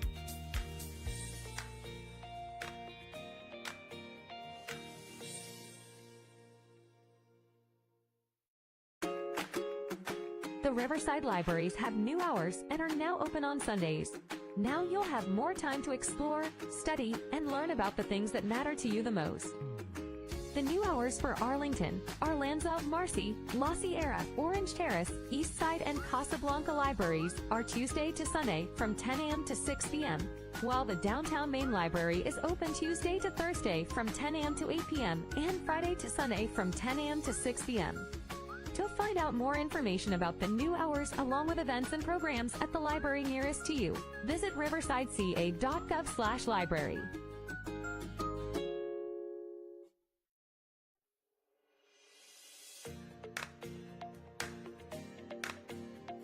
The City of Riverside Public Works Department provides high-quality trash and recycling services for our customers. Our convenient curbside trash collection services help promote a clean and healthy Riverside. But what do you do when you have items too big or heavy for your can? That's where our bulky item pickup service can help. Before you call for help with your bulky items, be aware that not all items are acceptable for our free curbside service. Furniture, tree trimmings that are properly bundled and no longer than 36 inches, water heaters, and other non-hazardous materials are fine for curbside pickup. Appliances containing Freon such as refrigerators, freezers, and room air conditioners may also be picked up curbside by separate appointment. Unacceptable items include hazardous waste, antifreeze, paints, filters, and tires. We also cannot pick up electronic waste such as computer monitors and televisions, or fluorescent bulbs and household batteries. Construction or demolition materials such as scrap wood, metal, concrete, doors, and drywall are also not accepted. These items may be dropped off in person for no cost at the Agua Mansa transfer station or at one of our Clean Up Riverside events. For more information and the current schedule for these drop-off events, please visit riversideca.gov/cleanupriverside or call 951-826-5311, your one-stop shop for city services. To schedule a bulky item pickup, first call your service provider for an appointment. On the day of your appointment, please make sure that your items are curbside by 5:30 a.m. You may have up to 5 items picked up at each service call. If you have an appliance containing Freon, please call the Appliance Recycling Center of America at 1-800-654-2722 for your free pickup appointment. RPU customers may even qualify for a rebate. Visit riversidepublicutilities.com for information on current residential rebate programs. To find out more about the City of Riverside Trash Services or our Clean Up Riverside events, visit the Public Works website at riversideca.gov/publicworks.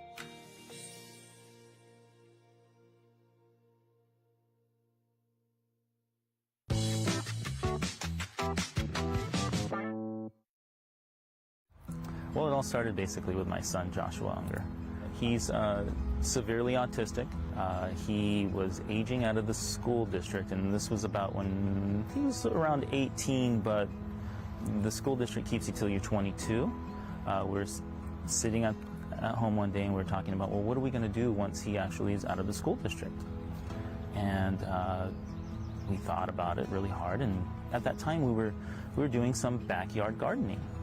And my son was very responsive to it. He enjoyed going out and planting the seeds and being in the soil and, harvesting the lettuce and going and, getting the carrots and the onions, and, he likes to cook too. And we thought, well, hey, what if we actually had some property to where we could have like a small farm that sells vegetables, and we can make a program where we can bring in others, a work program for people with these different disabilities. Ultimately, what we decided to do was just start looking in the Inland Empire area for a piece of property that would work for that. And, we found the Greenbelt.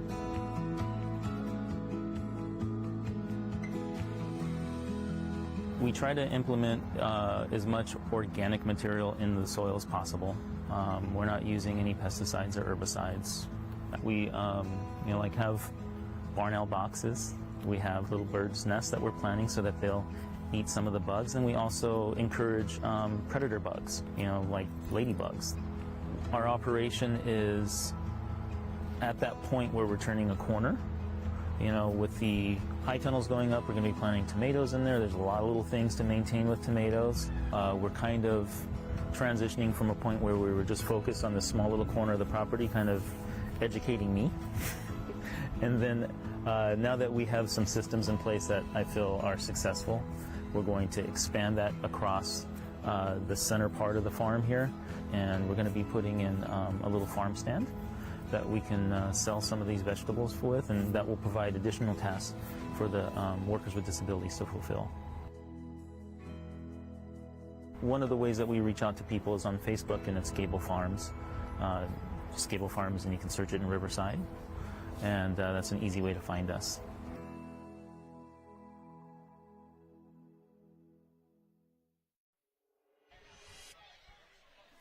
Halftime here is about to end, 7-6. Heavy playoff implications between Hillcrest and Valley View. Again, the Eagles, it's easy. The equation is easy, Jeff. I don't know if you were ever an equations guy, but they win. They're in their first playoff berth since 2017.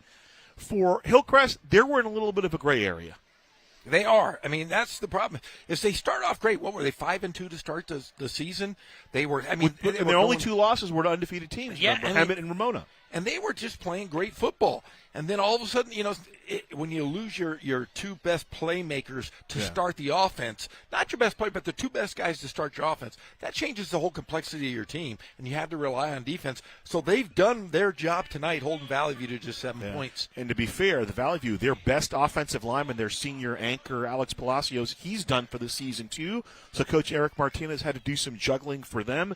They're 2-2, 5-4 overall, 2-2 now.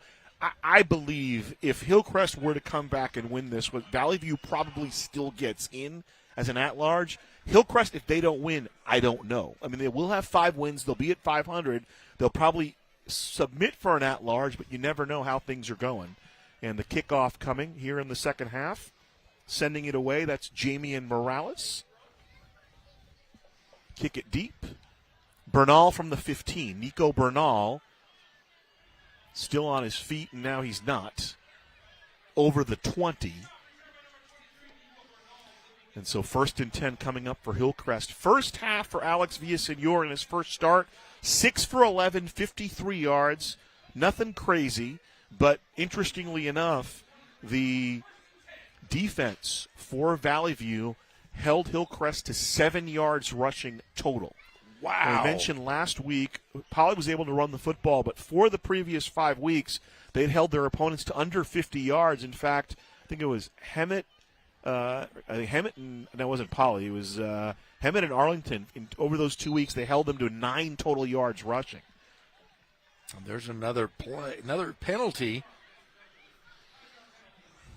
So 5 penalties in the first half against Hillcrest for 45 yards. They start the second half, and Travis Carter told Nick Rice, he said, hey, we got to clean up our mistakes, and they start off with a false start.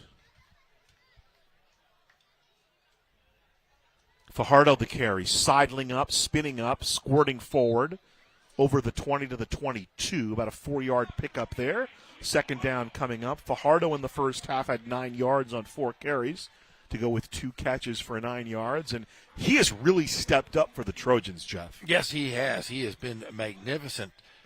We haven't seen. I wanted to say we have not seen Richards. I saw him on the sideline. Okay, but we have yet to see him play. Maybe he gets in tonight.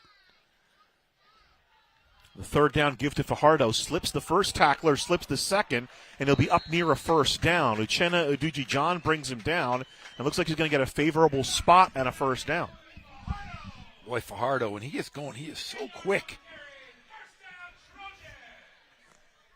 He's teeny, though. Look at him. So up to the 32-yard line. Good enough for a first down. Move the sticks. Do the Trojans. Yeah, great view there from our cameraman.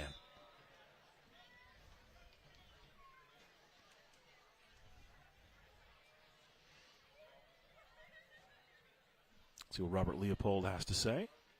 Oh, they're going to pick it up. They're going to wave off the flag. We'll do it all over again. The old backyard do-over, Jeffrey. When split to the far side, it's Sandoval, McDowell, and Shaw to the near side.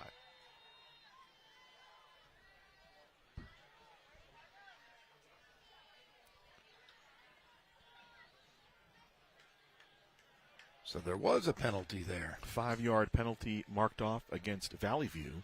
They're 12th on the game, first here in the second half.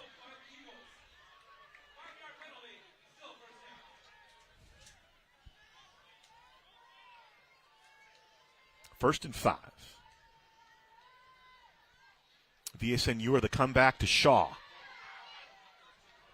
Shaw strides over the 41. 4-yard pickup. And Shaw made something out of nothing there. He had no screens.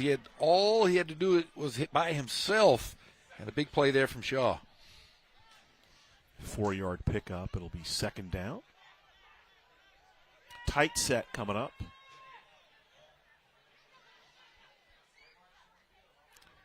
Option. Looking for McDowell. McFoy on the coverage, incomplete. Good pressure coming from Valley View. Third down. We have an updated score, 35-0. Harupa Valley down to Norte Vista. Canyon Springs and Moval tied at 21 apiece tonight. That's a league championship game. Yes, it is.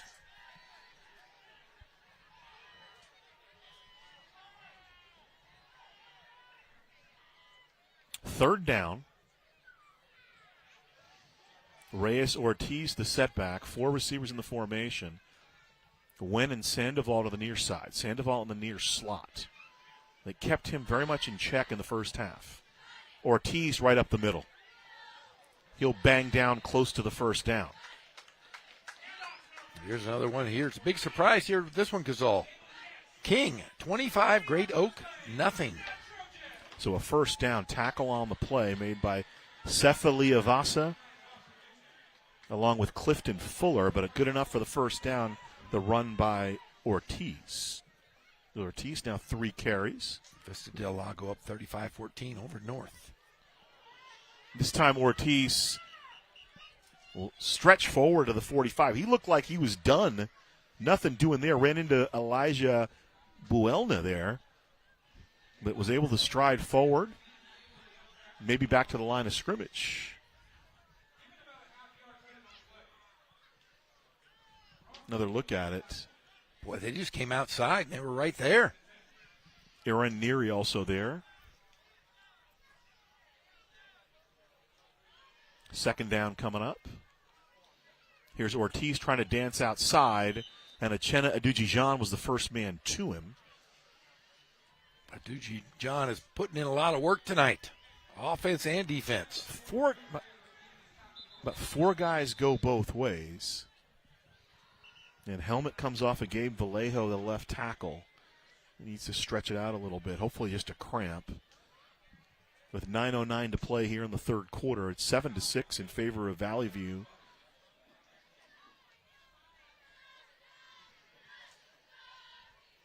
It was on the left side of the screen, kind of just buckled. And Cajon big over Yucaipa, 43-3. All right, while we have a break, let's go down to Nick Rice on the sideline. Has an update on an injury.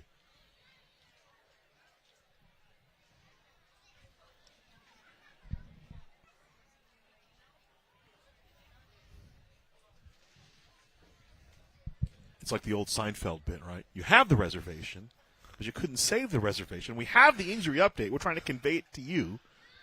Hopefully it's nothing too serious here.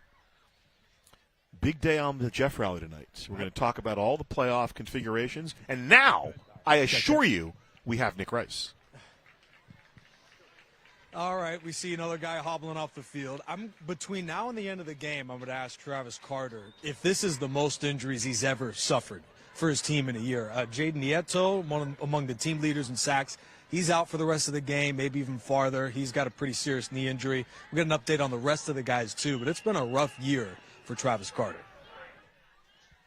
Third down coming up, and that's just football. So Shaw to the near side, Sandoval, McDowell, Wen to the far side. Third down coming up.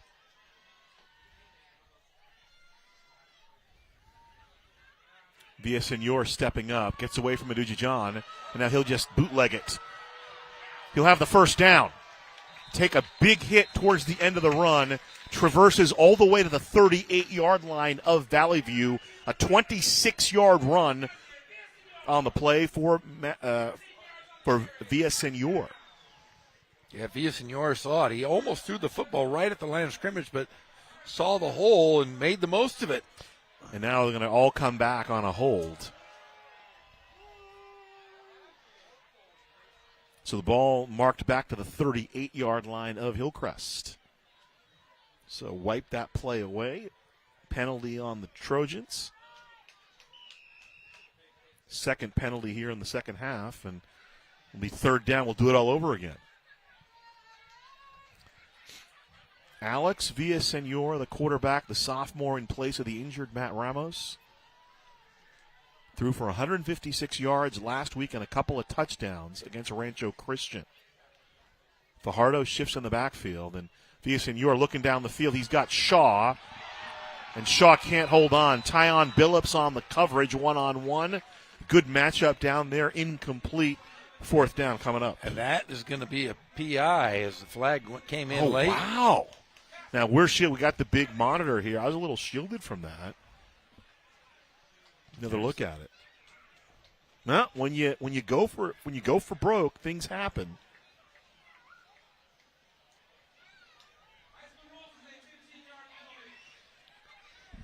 So a penalty, second penalty of the second half. We'll make it a third down. Won't make it a first down because they couldn't get quite enough yardage. Third and short. Third looks like about 1.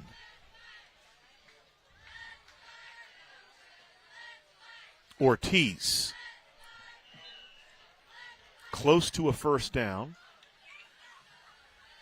Ashena Adujijan makes the tackle.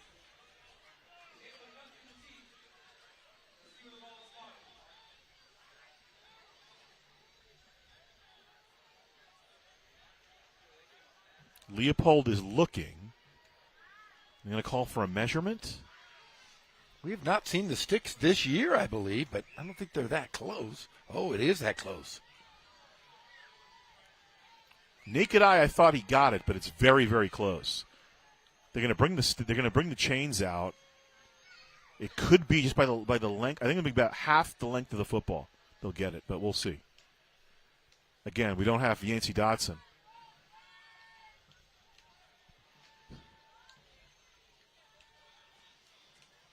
Here they come. Here come the chains. We haven't seen the chains all year. Is it a good chain call or a bad chain call? Let's take a look. I think you're right, Gazal. I think it's going to be about a half a football. Oh, wait a second. It's going to be a half a football short, it looks like. About a foot short. So fourth down. Fourth down.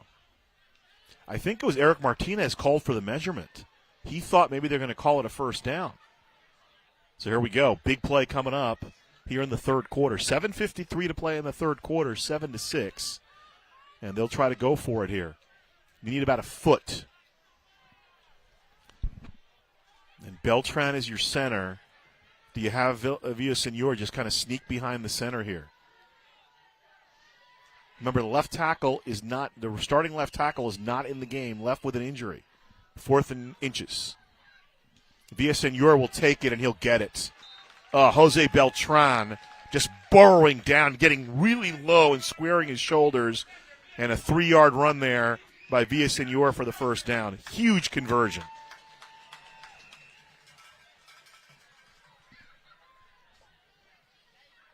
Watch 55. Watch the push he gets. Oh, my. Man. Matched up with a potential D1 guy there in the middle. That's why he's a 3-year starter. 1st and 10. Looking for Shaw. He's got him. To the end zone. Touchdown. 43 yards. Alex Villaseñor finds Nicholas Shaw. Pay dirt for the Trojans.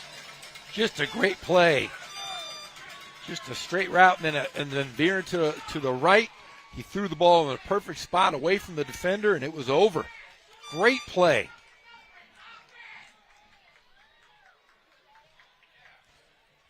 Villasenor, another touchdown pass. He had 2 last week.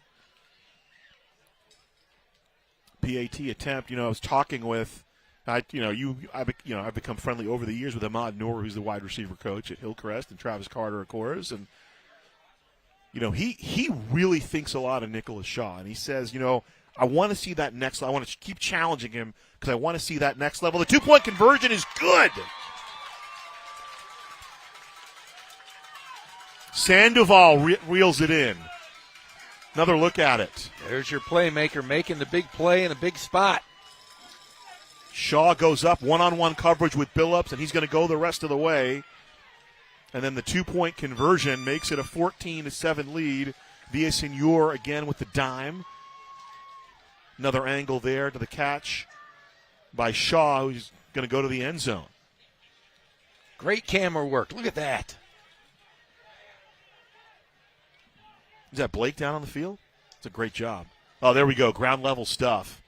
This is Monday Night Football stuff right here. Touchdown, Nicholas Shaw.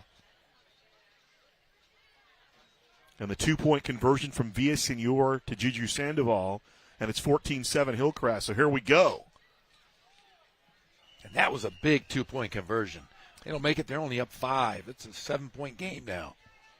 And how about the big 4th down conversion? Jose Beltran right in the middle, just opening up a huge hole for Villasenor to slide through. So Valley View, will they punch back? Here we go. And here's the return from about the 12. This is Tion Billups. Billups got some speed, got ahead of steam. Guerrero there, along with Mayweather. He's over the 35. Another look at the 2-point conversion. Villasenor, straight drop back, and then Sandoval reels it in. And that's got to be a exhale for Sandoval. Had 1 catch for 3 yards, had a couple of catchable balls near him that he couldn't get in, and we talked about it earlier. You're an old scorer. You see the ball through the net, sometimes it gets you going. Yeah, hopefully that'll get him going. I mean, he has been their playmaker for years here. It seems like he's been here 10 years. But he has made so many big plays over his career. And I mean, here, listen, he's going to be the focal point of any other team's defense, which has allowed kind of things to open up for Richards and Shaw. But I know he wants to have a big game. It's 1st and 10 from the 37 for Valley View. And another, was that a false start or delay a game? Delay a game. Oh, man, 12 men again. That's about the 3rd time they've called that, Jeff. Those are mental mistakes. You always talk about the mistakes on both sides. Travis Carter addressed it at halftime. So 3 receivers split to the near side. He'll go to the short side, complete to Winston. Winston, the catch and run over the 40. They'll say he's out of bounds at the 43-yard line, so a 11-yard pickup, not quite a first down.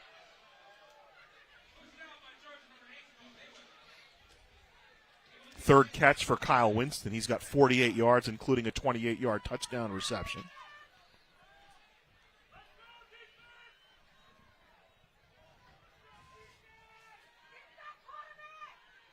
Hayden Snyder split to the near side. Vega slinging it. Winston bringing it down, first down at midfield. That's a big play right there. Absorbed the contact and just took the ball down. 4th catch for Winston. Sticks move up. Lozano on the tackle for Hillcrest. Another look at it.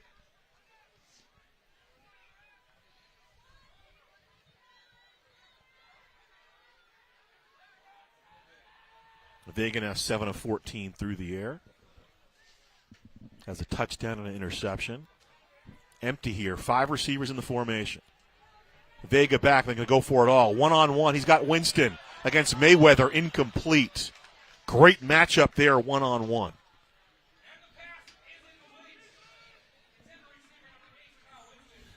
That's the first time they've gone over the top tonight. Tried to test him. Going deep. I mean, I think that's the matchup Joshua Mason, the defensive coordinator for Hillcrest, wants. Their top receiver is Winston. His top cover guy is Mayweather, and had a step, actually. Winston had a step. You don't see that very often against Noah Mayweather. A little bit underthrown. Here's the give up the middle. Crossing over to the 44-yard line. Oh, that was Vega himself. He didn't give it to anybody. He kept it. So Vega with 4 more yards. He's got 8 carries for 53 on the game. 3rd down coming up. The earlier touchdown was aided by a mistake, a penalty, a roughing the kicker penalty on a punt. Hillcrest had gotten off the field, gotten the defense off the field. Another empty set, and movement will give them a first, or closer to a first down. And another mental mistake.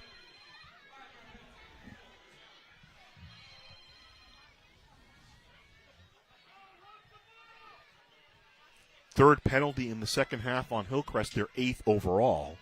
And now it's 3rd and 1.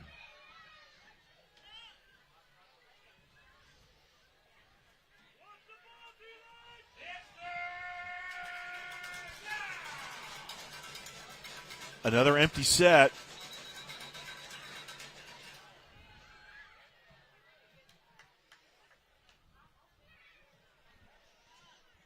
Oh, the clock is not running.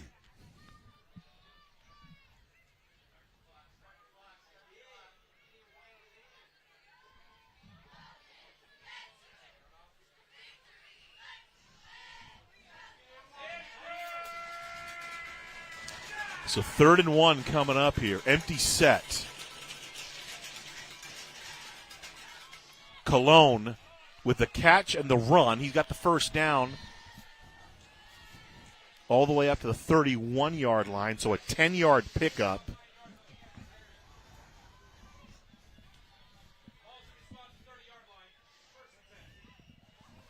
Vega doing a nice job just getting the ball out of his hand, and Lozano escorts him out of bounds. They'll mark the ball down to the 30-yard line. 1st and 10 for Valley View.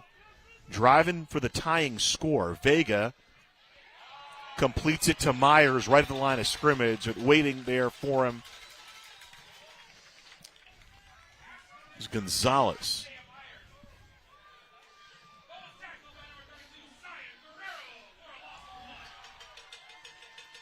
Another look, and there's Zaya Guerrero.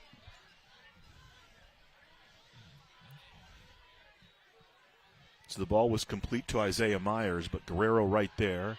Vega on the run. Vega gets outside, and he's to the pylon for the touchdown.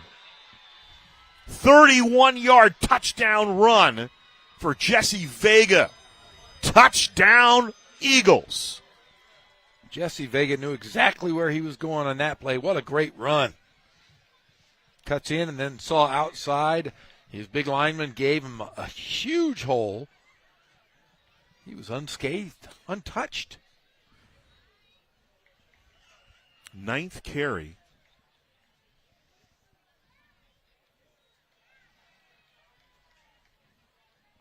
$84 yards. Here's the PAT attempt. It's up and it's good. 14 apiece with 4:52 to play here in the 3rd quarter. I think this is kind of what we expected, Jeff. Here's a look at the play, and he knew he was taking it all the way. Calling his own number. There he goes to the pylon. Touchdown, Valley View. We got Nick Rice with some information to you on the sideline right after this angle. There is Vega again inside the pylon to pay dirt. Now, we'll talk with our friend Nick Rice. All right, guys, just a quick update. Gabriel Vallejo we saw with that ankle injury earlier. Some good news for Hillcrest. He'll be back out there, guys. Hey, heavy playoff implications. If the guy has anything to say about it, he's going to play, and they need him. 14 apiece. Under 5 minutes to play in the 3rd quarter. The Hall of Famer Jeff Gorham with me. My name's Ghazal Hassan. You heard from Nick Rice. I gave Nick Rice a hard time before the game. You were there. I always want to give Nick Rice a hard time. He deserves it. He's a young kid. No, but I give him credit. He's going to watch 54. The movie? Yeah. He won't watch it. He's never seen an Avengers movie. Ryan Phillippe, Mike Myers, Salma Hayek. He'll watch for Salma Hayek. Here's the kickoff coming. I have faith in Nick. I think he knows who Salma Hayek is. From the 20, here's Sandoval. Juju on the move. And he'll be wrestled down over the 32, about a 12-yard return. And then some extracurricular activity. Here comes a flag in. Making the tackle, Elijah Buelna. I don't think he knows who Selma Hayek is. I have a hard time believing he knows who he is half the days of the week when he wakes up. Come on, he knows who he is. Oh, come on. Wow, it's going to be a personal foul against Valley View.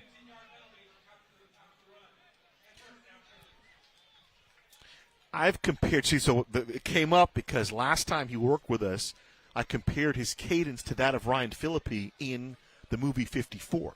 He kind of looks like him. He plays married, Shane in 54. He was married to Reese Witherspoon. He was. They have a child. From the 49-yard line, here's Hillcrest now, 1st and 10. Here's the give up the middle. Here's Fajardo. Fajardo's got some space. And it's going to work the other way. Billups makes the tackle. He got up inside the shoulder pad, which means they're going to call a horse collar, which will tack on another 15 yards to that one. Nice run, though, about a 15-yard run by Fajardo. Found some space, found a crease, and tack on another 15. Another look at it. Nice job by Fajardo. Yeah, that might have been a good one. Looked like he got right underneath that left shoulder pad. Good angle here. So the ball all the way down to the 19. The 16th penalty on Valley View, and if they can't hold on here, they'll look at those 16 penalties, and that'll be the explanation. Trips to the top of the formation, Shaw to the near side. Here's the throw, looking for Shaw. He's got Shaw inside the 10. Tyon Billups makes the tackle. 12-yard pickup on the play, 4th catch for Shaw, who's really emerging tonight. I was talking about Ahmad Noor, the wide receivers coach for Hillcrest. He's coached a bunch of guys at Rancho Verde, and now it's going to all come back. Oh. You know, we're talking earlier this year about Nicholas Shaw. He said, I want to see next-level Nicholas Shaw. Jeff, I think we're seeing him tonight. He's been very reliable, had the big explosive play, a little possession receiver catch there against Billups. It'll come back because of the penalty. 5-yard penalty marked off. That's the 9th penalty on Hillcrest. From the 24, it's 1st and 15. A little bit of misdirection. Here's Fajardo spinning. Billups coming up and filling. They mark him inside the 15, about the 14-yard line. About a 9-yard run for Fajardo. Yeah, Billups met him, but Fajardo spun right off the big hit. Watch this. I mean, he takes a shot there from Billups. Here's the hit right there, but still continues. Stayed on his feet. Yeah, kept moving. Fajardo looking back to his head coach, Travis Carter. Bernal in. We've not seen Josiah Richards yet. Bernal closest to the formation. And now Villasenor taking control. Ball deflected, but got into Shaw's hands anyway, trying to fight with Billups, and finally suplexed down at about the 5-yard line. Will be good enough for a first down. And Nick Shaw really, really doing a great job on this series. You know, Coach Noor told me he's challenging both Shaw and Sandoval on the year to, hey, let's get better. Let's be better. 1st and goal, line is the 6. Fajardo, that's Villasenor trying to stay on his feet, get back to the line of scrimmage. Uchenna Adujijan with the hit. Maybe lost a yard on the play.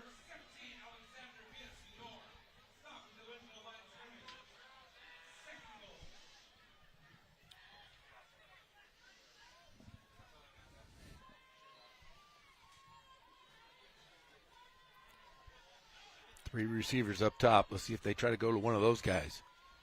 Villasenor out of the backfield looking for Fajardo, but they read the play. He'll lose yardage back to the 11-yard line. Good read for Valley View by Joshua Newton, who makes the play. Man, if Fajardo takes some shots, gets right back up. Unafraid. It's a 3rd and goal. Let's see what Travis Carter has in his bag of tricks. Shaw to the near side.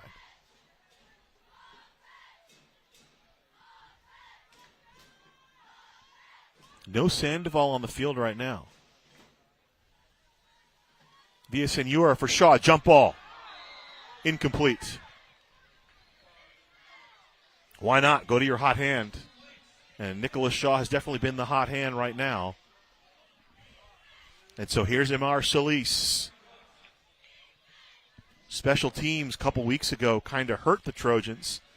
And they're going to show some faith in their place kicker, who's already missed a PAT today. This will be about a 24-yard field goal.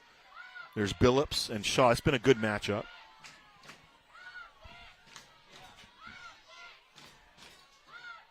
Remember, Matt Ramos is the normal holder, so they have a backup holder in as well. Solis swings the foot, got the distance and the accuracy.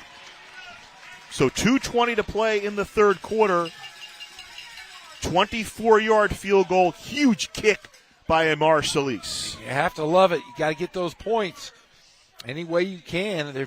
Their defense has been stellar all night long. Why not? Don't go for the big home run ball. Trojans digging deep. No Matt Ramos, no Alfredo Vences. They've lost an offensive lineman in the course of the game. They almost lost Gabe Vallejo, but they got him back. And they put points on the board. They take the lead here with 2:20 to play in the 3rd quarter. And their defense has hung in there, although Valley View's kind of found some rhythm on offense earlier here in the 3rd quarter. But a big interception late in the first half stopped a drive by the Eagles. Now it's up to the defense of Hillcrest. Well, I mean, they got 14 minutes of football left, but I'm saying it starts now. I keep thinking it's the 4th as well. This game's been going on for a while tonight. All the penalties. Solis drives it. Here's Billups fielding. And that's a live football. Picks it up at the 5-yard line. Makes some pay out of it. Nice job by Billups. Gets up to the 20. I think that was Reyes Ortiz finally. Is that Ortiz making the tackle? No. Angel Maldonado finally brings him down, but he got up to the 20-yard line. That was precarious. Kind of lost the ball inside the 10. We saw that kind of bite Hillcrest against Ramona. Yeah, and he held the ball kind of awkwardly. He held it out, not close to his body. Need to hold it. What did our guy Nick Rice say? Like a loaf of bread. No, we're talking about Walter Payton, how he used to hold it. Yeah, that's how Walter Payton used to hold it. Now he's going to tuck it in. That's holding it like a loaf of bread. That's a great visual example. No, there's another penalty, another extra man on the field. That is the 17th penalty on Valley View today. So 17 on Valley View, 9 on Hillcrest. So Rob Leopold's crew, they're getting or whoever's paying the officials is getting their money's worth tonight. Both these teams looking to clinch playoff spots. Vega's going to keep it, and Escalante brings him down right about the line of scrimmage, maybe a 2-yard gain for Jesse Vega. And King's still alive, even though Great Oak's coming back. 25-15 now in the 3rd quarter. 2nd and 9 coming up.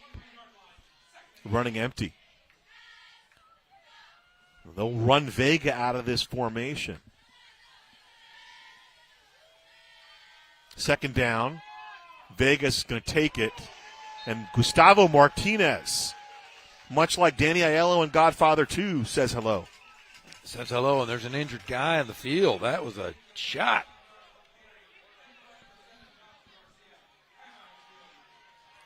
Martinez coming up. I'm sorry, that was Joshua Garcia. Garcia delivering the hit. Is that Vega on the ground? I hope not. Nope, it is not. It's like Cologne is the injured Eagle. Aiden Cologne, the senior wide receiver. Any relation to Bartolo? I love Bartolo Colon. Who doesn't love Bartolo Colon? I like Bartolo Colon and Luis Polonia. Remember him? Luis Polonia. Well, I used to call him Luis Colonia. Angel, Yankee, Oakland A. Played for a bunch of teams. He's very good if you ever play that Immaculate Grid.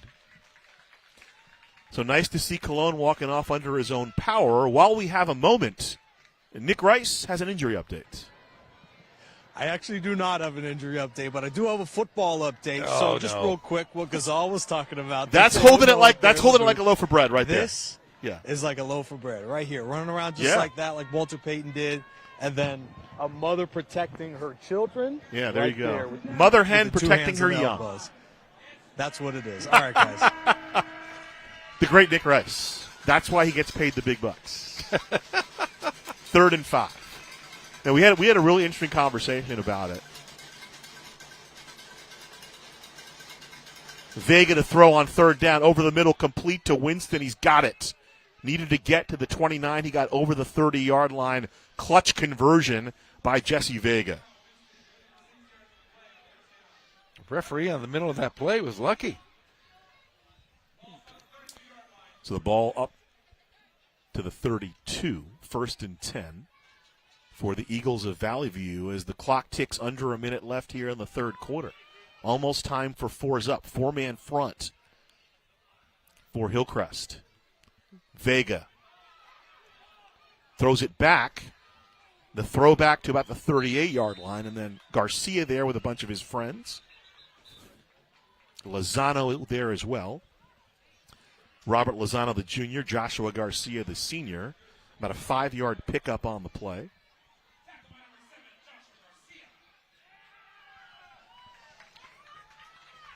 Clock ticking down. So we're joking around about. Oh, flag on the play there. I think it's a get-back foul. Sideline warning. Oh.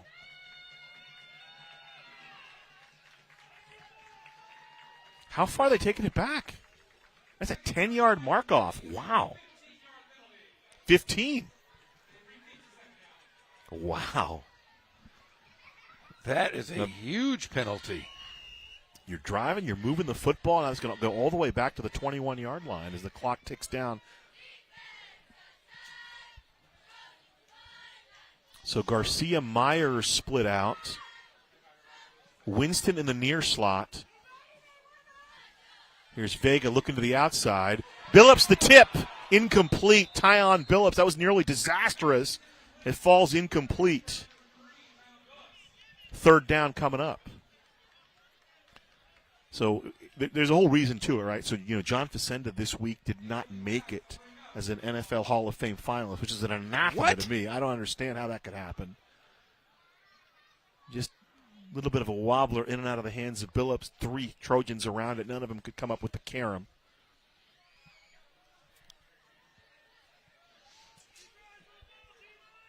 How does Facenda not get in? I don't know. That's a good question. I don't know. Big 3rd down here.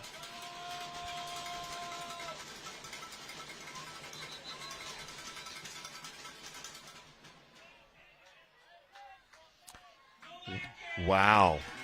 Holy cow. Play clock winding down, and they got flagged and back it off another 5. 3rd and very long right now. I don't recall a game having this many penalties in a while.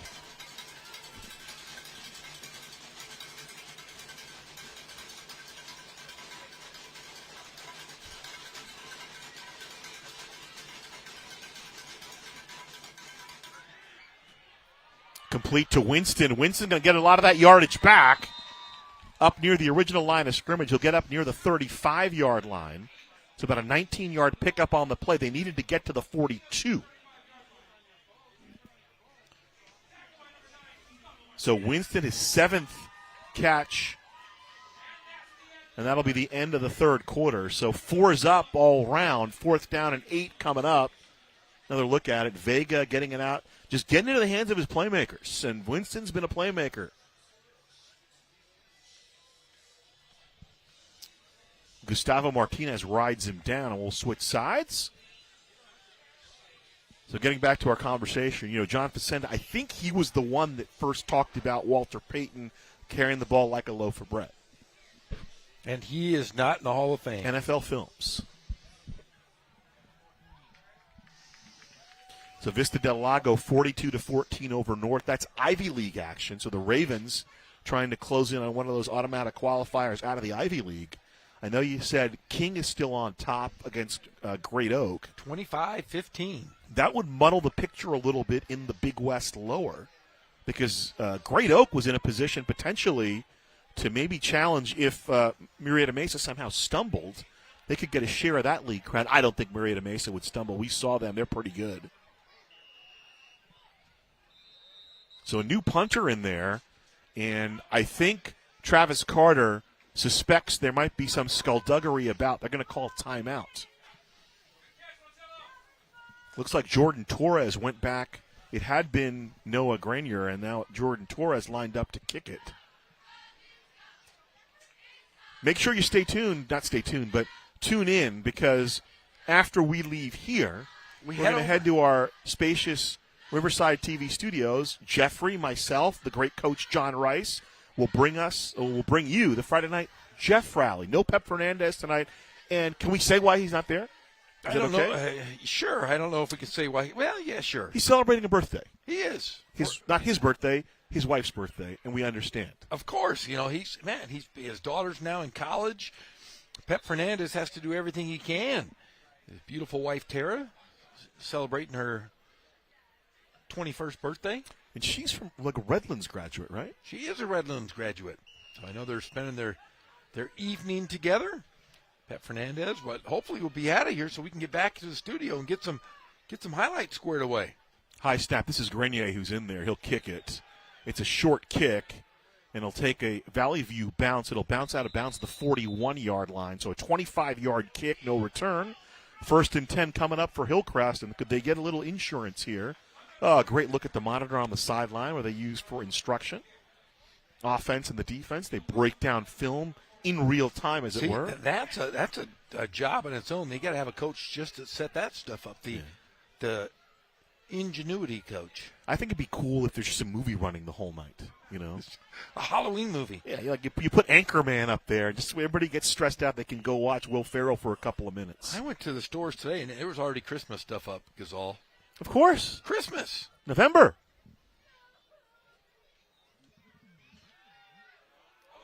Here's Fajardo getting loose. Fajardo!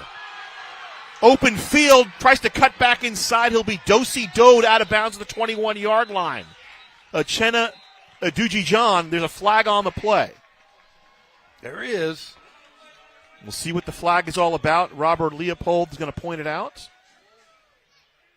Michael Loeb is the umpire, and it's all coming back. 10-yard penalty to be marked off. That'll be the 12th penalty on the Trojans. So between these two teams, 29 penalties all told. Wow. 17 on Valley View and 12 on Hillcrest. Nice run by Fajardo either way. That looked like a block in the back from Nicholas Shaw.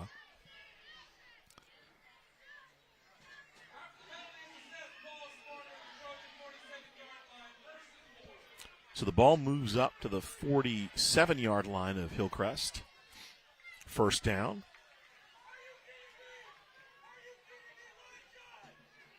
It's a great run by Fajardo.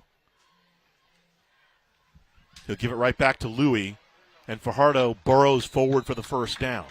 He'll get into Valley View territory. That's about a 5-yard pickup for Louie Fajardo. Did I hear that right? Poly up 38-0 over Arlington? Poly 38, Arlington nothing. They're playing at RCC at Wheelock Stadium. Wow. So that'll complicate things here if somehow Hillcrest holds on, because then it'll be a 3-way tie. It'll come down to a coin flip. 2-by-2 for Hillcrest. Give the ball to Fajardo. Slips inside. And another flag. Jarrett Hollins with the tackle. Let's sort out the flag. Rob Leopold. Another look at it. Block in the back. They'll mark it off. It'll still be first down. The ball will go back into Trojans territory. So the 47-yard line of Hillcrest. I think I know who our official tonight looks like. I want to see if you agree with me after the next play. 1st and 15. Little miscommunication. Fajardo. And he slips down as he crosses into Valley View territory. So 5 yards for Fajardo. So North still down big, 42-21. Who's the umpire look like, or the referee? John Cleese. John Cleese. Of course I know who John Cleese is. He does. Let's take a look at... I was joking because I think he actually bears a slight resemblance to our friend Pete Arbogast. 2nd and 9. They give it right back to Louie. Still on his feet. He's still driving. They're going to whistle it down. He does look like Pete Arbogast as well. Yeah. Maybe it's Pete. Who the Trojans play? I'm wondering where Peter is this week. He's right here. He's right. A 2-yard pickup there by Fajardo. Pete Arbogast has a tired arm. He's thrown a lot of flags. A lot of flags.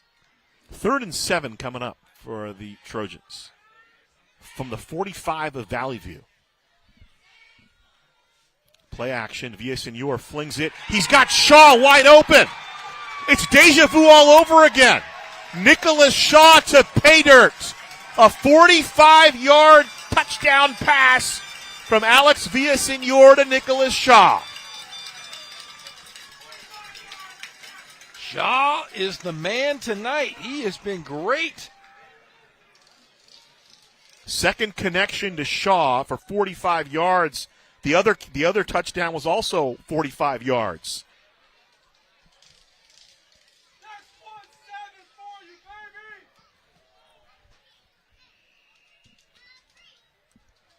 We were talking, when I was talking earlier this year, I was breaking down the receivers, and with Travis Carter and then Ahmad Noor, the wide receivers coach. There's the PAT. And there's a lot of cheering for that PAT. Makes it a 2-score game. It was Chase Rule with the PAT. Here's another look at the catch. Kind of had to reach back and grab it, but once he has it, he's off to the races. Shaw, as a freshman, was a track and field champion for Hillcrest. He was a long jump champ, I believe. And so when we were talking to Coach Noor about it, he said, I want the next level Nicholas Shaw. And he wants that of all his players. And remember, he coached those guys at Rancho, and he looked like the old Pete Duffy regime, didn't it? Yes, it did. Catch and run, his second touchdown. That is his 5th catch on the game, 115 yards and 2 TDs for Nicholas Shaw. So when his team needs him, he is stepping out. And how about young Alex Villasenor? Big game for him, big completion there in a tough 3rd down situation. Young man coming of age as we speak. That was a perfectly thrown ball there for him. And I was thinking last year of, remember Victor Aguilar for Poly, the growth we saw from him last year. Now, he was a starter all year, a little bit of a different situation for Alex Villasenor. Here comes Billups from the 9. Tyon Billups moving. Tyon Billups swimming, still on his feet and finally down. So 27-yard return out to the 32-yard line. So a 10-point lead right now. 2-possession game for Hillcrest. 3 timeouts for Valley View, 2 for Hillcrest. So 1st and 10 for Valley View. Remember, Dia de los Muertos, November 2nd and 3rd, downtown Riverside between 14th Street and University. Magnolia will be closed down. They're going to have 80 vendors there the next 2 days. Make sure you go by, check it out. enjoy the Day of the Dead celebration here in downtown Riverside.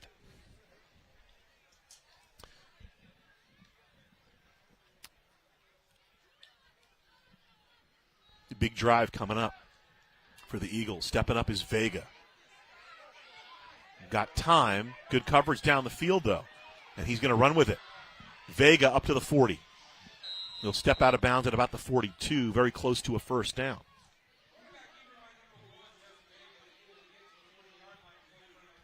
Let's see if they give it to him. Nope. Well, he can run around forever, though, out there. He's done that 3 or 4 times tonight with some positive yardage as well.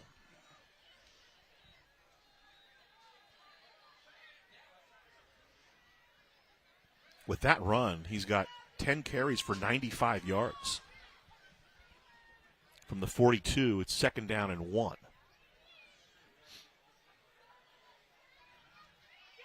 Vega to throw, rolling to the outside. Stepping up, he'll fling it complete to Colon, who sits down and get a first down up to midfield. I'm sorry, that's Garcia with the catch. It's about an 8-yard completion there to Alex Ramirez. Second catch for him for 13 yards. And what this shows you, there's good coverage downfield by Hillcrest. He's looking, going through his progressions, and he finally just checks it down to Ramirez. You see offense coordinator Mike Esquivel kind of holding his hands out to his sides there. 1st and 10 from the 50. Nice play by Vega, though. Complete to Winston, about 4 yards on that pickup. So Winston catching his 8th catch on the evening. 89 yards on his 8 catches, including a touchdown. 2nd and 5 from the 45 of Hillcrest. 4th quarter, 24-14. Trojans with a 2-possession lead. Valley View trying to rally. Uchenna Aduji-Jean driving.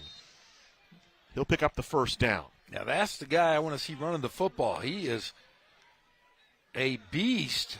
Yeah, 10 carries for him for 40 yards, but he's been punishing the defense. The sticks move up from the 35. It's a 1st and 10 for Valley View. See if they continue to use him. Vega looking for the strike. One-on-one, incomplete. Winston and Mayweather. Great battle. Yeah, Winston. Their big play guy against the big play guy on Joshua Mason's defense. Yeah, Winston wants that one back here as you watch on the replay. It was a good shot downfield. Ended a string of 3 straight completions for Jesse Vega.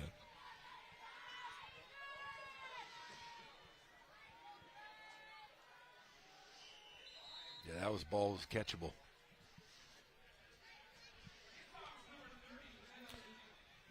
Uchenna Aduji-Jean with the carry. Gets to the 31-yard line. 4 more yards for him. 3rd down.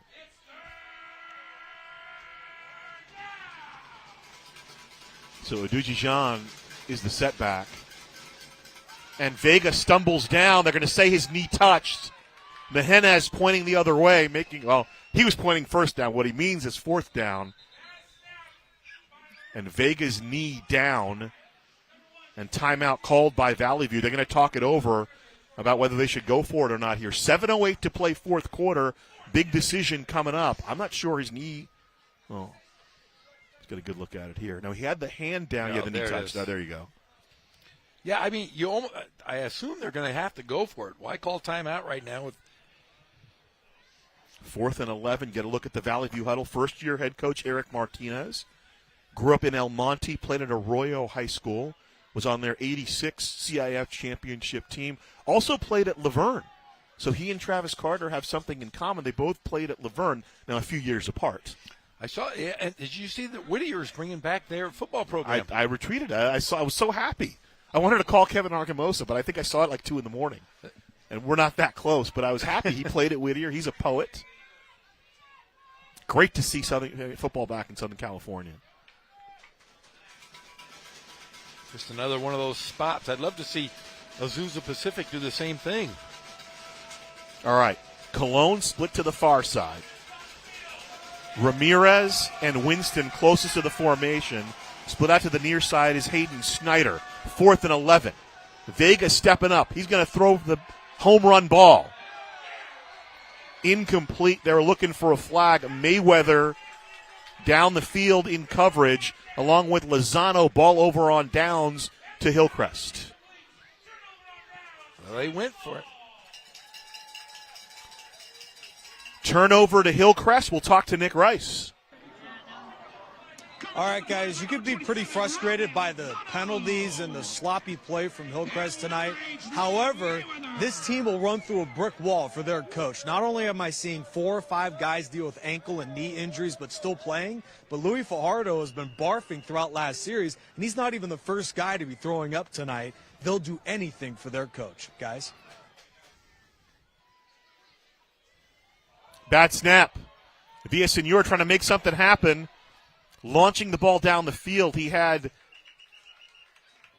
when in the vicinity, incomplete. 2nd down. I don't know if Fajardo wants everybody to know what happened to him. That sounds horrible. Maybe too much candy last night. Missed the jailbreak, and Villasenor, like, to keep his cool enough to not panic and look for a receiver. Just get it in the vicinity to burn the down. 2nd and 10 coming up. Reyes Ortiz surges up to the 39-yard line, runs right into the grasp of Sefa Leavasa, another young player for Valley View, a sophomore starting on the defensive line. Ortiz, his 6th carry on the game, gets about 4. 3rd down coming up. So McDowell split to the near side, or the near slot. Next to him is Bernal. Split to the far side is Shaw, who's had a big game. Wen split out to the near side. So trips to the near side. Reyes in the backfield. Villasenor looking for Shaw, incomplete. There's the flag coming in late. Christopher Ransom on the coverage. There's Rob Leopold. John Cleese and Pete Arbogast look alike.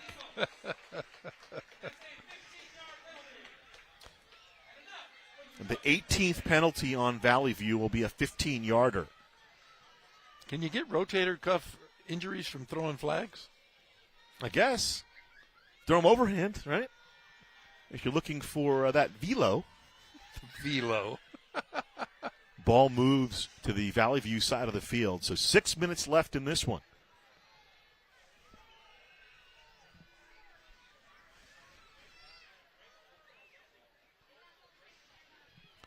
Villasenor unofficially 13 of 21 through the air, but 2 big touchdown connections with Nicholas Shaw. That's a difference in this one, as well as the defense for Hillcrest. Here's the give, and that's Leavasa laying the wood against Ortiz. Reyes Ortiz goes down, loses about 4 yards. So the defense stepping up for Valley View. Both teams with 2 timeouts remaining. Another look at it, and number 45 just blows it up, man. Sefa Leavasa. So Hillcrest, they'll just let the play clock wind as long as they can. Villasenor showing some great maturity behind center there, Jeff. A little bit of confusion. He was trying to hand it off, or I don't know if it was a play fake or a handoff, but I think Villasenor kept it. Yeah, he looks like he might be a little hurt. Looked like he hurt his ankle. Yeah, grabbing that the lower part of the right leg. Well, that would not be good. It looked like he twisted his ankle. Let's see here. Oh, yes, he twisted that ankle. That right ankle he twisted. So a break in the action here. 5:09 to play in the 4th quarter. And Travis Carter going out. Check on his quarterback, and, man, I mean, they're winning. So you don't want to go too far with it, but, man, and Nick Rice referenced it. They've had some tough luck this year at Hillcrest. Got off to that great start, and then the injuries started to cascade in. Yeah, there's that. Yeah, that does not look pleasant.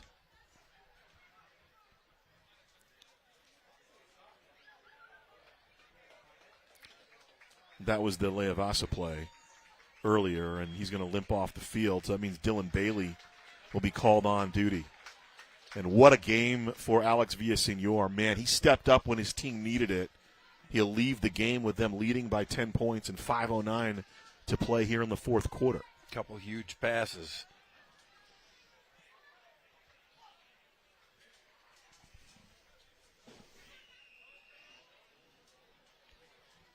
So here comes Dylan Bailey, also a sophomore. Played last week, was 8 of 10 against Rancho Christian, completing 60% of his passes on the year. He stepped in when Matthew Ramos went down, and Bailey will just take it himself, and he'll dive forward.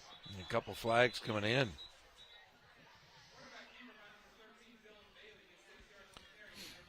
So it'll be against Hillcrest. Let's see if they take it or they decline it, let it be fourth down, and they'll take the penalty.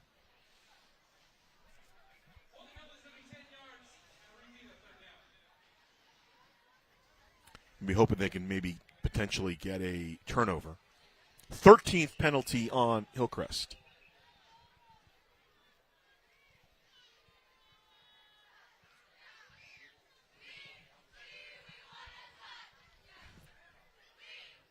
$13 penalties for 110 yards, and now they're running it back the other way.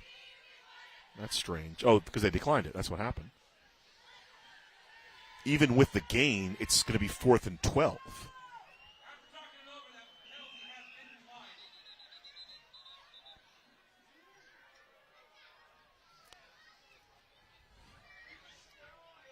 So looks like Travis Carter's going to leave the. Now it's 4th down. So they decline the penalty, it's 4th down. They're leaving the offense out there at 4th and 11. I wonder at this point if you're Hillcrest, just punt the ball. It's like 4th and 16, actually, isn't it? No, you see the line to gain is the 45. That's weird. Oh, I'm sorry. Yeah. There, yeah, you're right. No, you're right. That's right. That's not the line of game. That's the line of scrimmage. Yeah. So, yes, 4th and 16. There's a decision to make. And now there's been confusion on a number. They forgot the downs at one point. So, 4th down.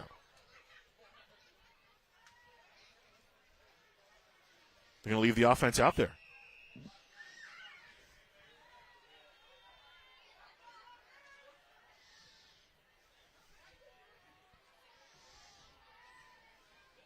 I think he's going to take the delay and then kick it.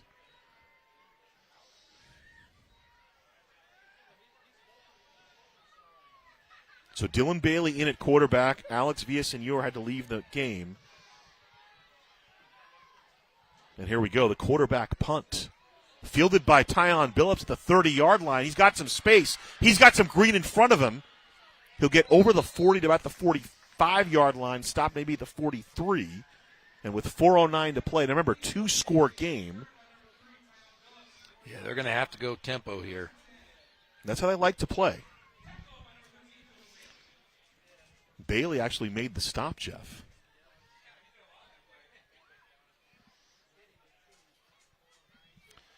Mike Esquivel, the offensive coordinator, came over with Coach Martinez from Diamond Ranch. They've known each other a long time. They go back to the Upland days, working with Tim Salter. From the 44, 1st and 10. Trips to the near side. Winston split to the far side. Vega rolling. Escapes. Looking down the field. Now he'll just burn the down. Man, he's been running around back there, looking through his progressions. Great coverage downfield by Hillcrest, Jeff. Man, he has been all over the place. I mean, and Vega's been making plays, but they've kind of forced him to make some plays because of their coverage. Yeah, they've been great in the secondary all night long.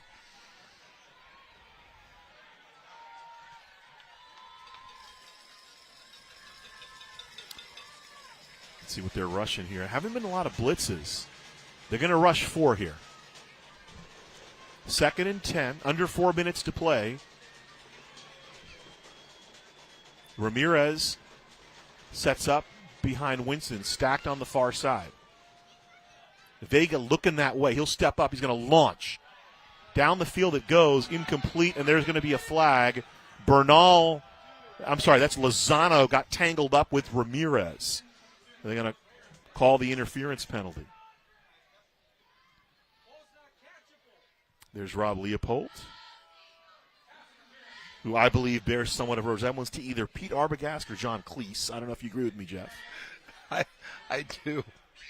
Got to go watch A Fish Called Wanda again. Here's the play, and so it'll be a 15-yard mark-off. We'll bring the ball into Hillcrest territory at about the 40-yard line.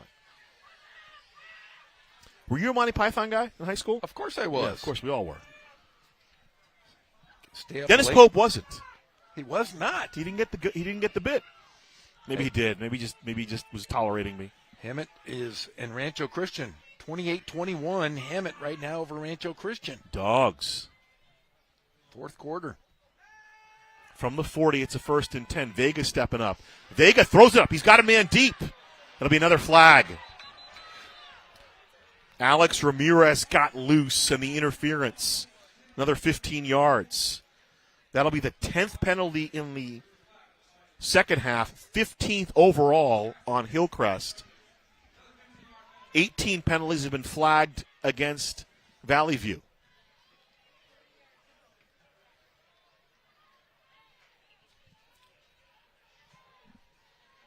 So move the ball to the 25 of Hillcrest.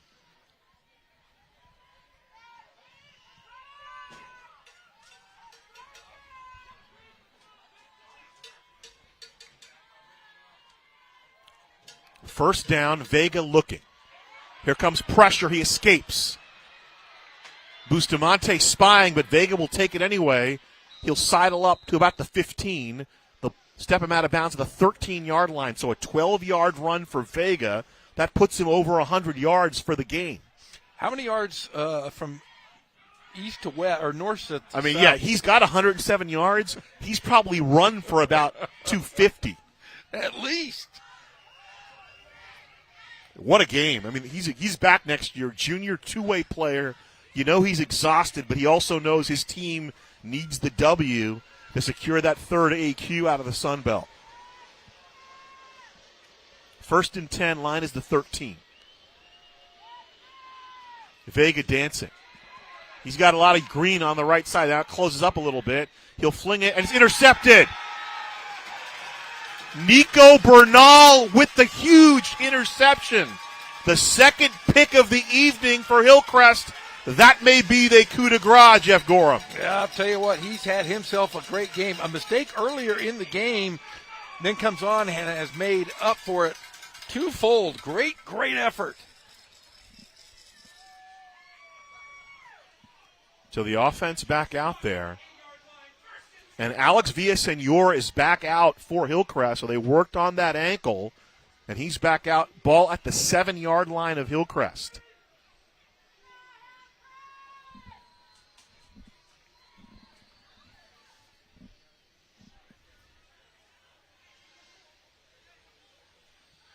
First down. Give to Ortiz, and he's wrestled down, gets over the 10 to about the 12-yard line. And another flag. Flag comes in. Combining on the hit, Justin Settle, along with Elijah Boalna.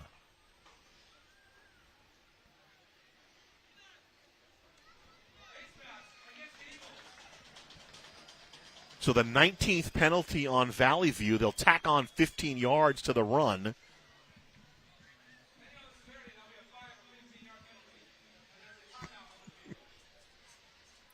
So Ortiz with about a 5-yard run. They'll add about 15 to it on the face mask and a timeout taken. Thanks for joining us here. Week 10, heavy playoff implications. The Trojans of Hillcrest on senior night. 24-14 over Valley View. The Eagles with a solid season under their first-year head coach, Eric Martinez. They're efforting a trip back to the CIF playoff for the first time since 2017. In 2016, if you'll remember, Jeff, the Eagles played for the state title. I called the state semifinal game against San Gorgonio that year, where Dan Bartlage went on to the state finals. They won the Division 11 title to the Eagles under Dan Bartlage. Is he still at Norco? He is still at Norco. Norco. Remember, Dan Bartlage, his entire family had CIF championship rings. That's including right. His wife, his volleyball, daughter. right? Volleyball, yes. I used to get Bartlage updates from our friend Justin Johnson, whose daughter went to Valley View, and he coached at Valley View. I think his wife coached there too, right? Wasn't she the volleyball coach at Valley View? She was. Yes, she was. Won a couple state championships there too. 1st and 10. Villasenor calls his own number. Dancing to the outside, he'll slide down. What a heady play there. A 12-yard pickup for Villasenor. Bad ankle? What are you talking about? He slid inbounds too. Smart move. I'm guessing that Valley is going to start taking timeouts here.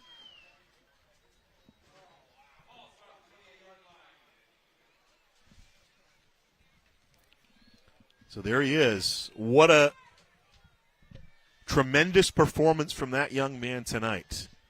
Really stepped up when the Trojans needed it. Alex Villasenor threw for 2 touchdowns and 156 yards last week against Rancho Christian in a game they couldn't quite pull out.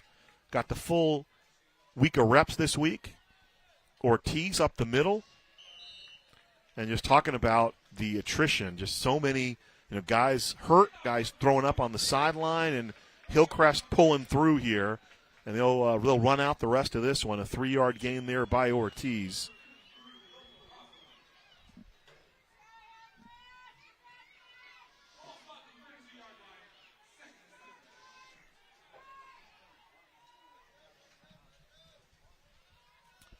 So far, he's thrown for 156 yards again this week and a couple of TDs, both to Nicholas Shaw. And Nicholas Shaw was great tonight. We saw great. second-level Nicholas Shaw tonight. Here's the give. It's Ortiz dancing up the middle, dragging tacklers, pulled down at the 42, another 10 yards for Ortiz. And how about Reyes Ortiz stepping up, the sophomore? They say it's a team game. And guys go down, other guys need to step up. Under a minute to play, and the clock continues to move. And looks like Hillcrest. So now we have a bit of a situation, Jeff. A conundrum. I don't think it's a conundrum. It's a situation. A scenario, so to speak. Hillcrest with the win will be 2-3 with a win over Valley View. Valley View will be 2-3 with a win over Poly. Poly will be 2-3 with a win over Hillcrest. Ortiz pounding to midfield, 7 more yards for him. And that should be the end of it. We're going to sort out this playoff situation in the Sun Belt. So Hemet and Rancho Christian will be the first 2. And then these 2 teams in Poly, one of them will be the 3rd seed. The clock expires. Here are the handshakes coming up. And the Hillcrest Trojans on senior night get the win here, 24-14 over Valley View. And Alex Villasenor, the quarterback, steps up. A great performance by the Hillcrest defense. A couple of big turnovers. Nicholas Shaw as well has a tremendous game for his team. And their seniors get to play on another week. And Valley View put up a great effort. Great game by Jesse Vega. Great game by Kyle Winston. But just a little bit better. Those 2 turnovers came back to hurt Valley View a little bit. Well, I don't know if you can say mistakes caused anything because it seems like both teams had a lot of mistakes in the field. But the poise from the quarterback, the poise from Shaw, they just played smart football. They played team football, like you said, next man up, and it was definitely a couple guys that came out of the woodwork. Joshua Garcia, the senior, and Nico Bernal, the sophomore, coming up with big interceptions as Valley View was driving into Hillcrest territory. That's the difference right now. Let's throw it down to Nick Rice, standing by with the winning coach, Travis Carter. Congratulations, Coach Carter, on a big win. How'd you guys do it? You know what? That's a good football team we were playing over there. and kids just kept battling. Proud of them. We had a lot of injuries, which everyone does this year, so that's an excuse. But, our kids just kept fighting, so I'm proud of them. Not perfect, a lot of sloppy play, but, just scrappy. So they're going to be a team Valley View's going to be a team to reckon with come playoff time. So. I noticed that some of your guys, a lot of your guys playing through injuries, some of your guys are playing through some food sickness. It seems like your players are willing to do anything for you. Yeah, we got tough kids at Hillcrest, so like I said, I'm proud of them, man. They don't make excuses. We had a rough little patch there last few games, so they found a way today against a good football team, so I'm proud of them. How do you keep this going forward if you guys make it next week? Yeah, we got to try to get healthy, one. And then, if we get in, we got to, take advantage of this opportunity. We told them this week, control what you can. A lot of it's out of our control, but let's just try to get a win for the seniors, and that's what we did. So I'm happy for them, man. I'm happy for these seniors. They deserve it. They've given everything to us for the last 4 years, so I'm happy for them. What was the mood like this week for you guys? Because I'm sure there was a little bit of pressure, maybe nervousness, knowing what was at stake. Yeah, all of that. Anxiety, pressure.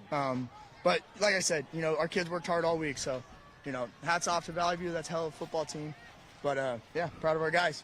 Congratulations, Coach. So happy for you. That was really an incredible game. I don't know how many people throughout the week had thought Hillcrest would perform the way they did, especially the injuries they suffered once the game got going, but they figured out a way to come back and win. We've seen a lot of good teams. This team is really tight-knit, and they put it all on the line tonight, guys.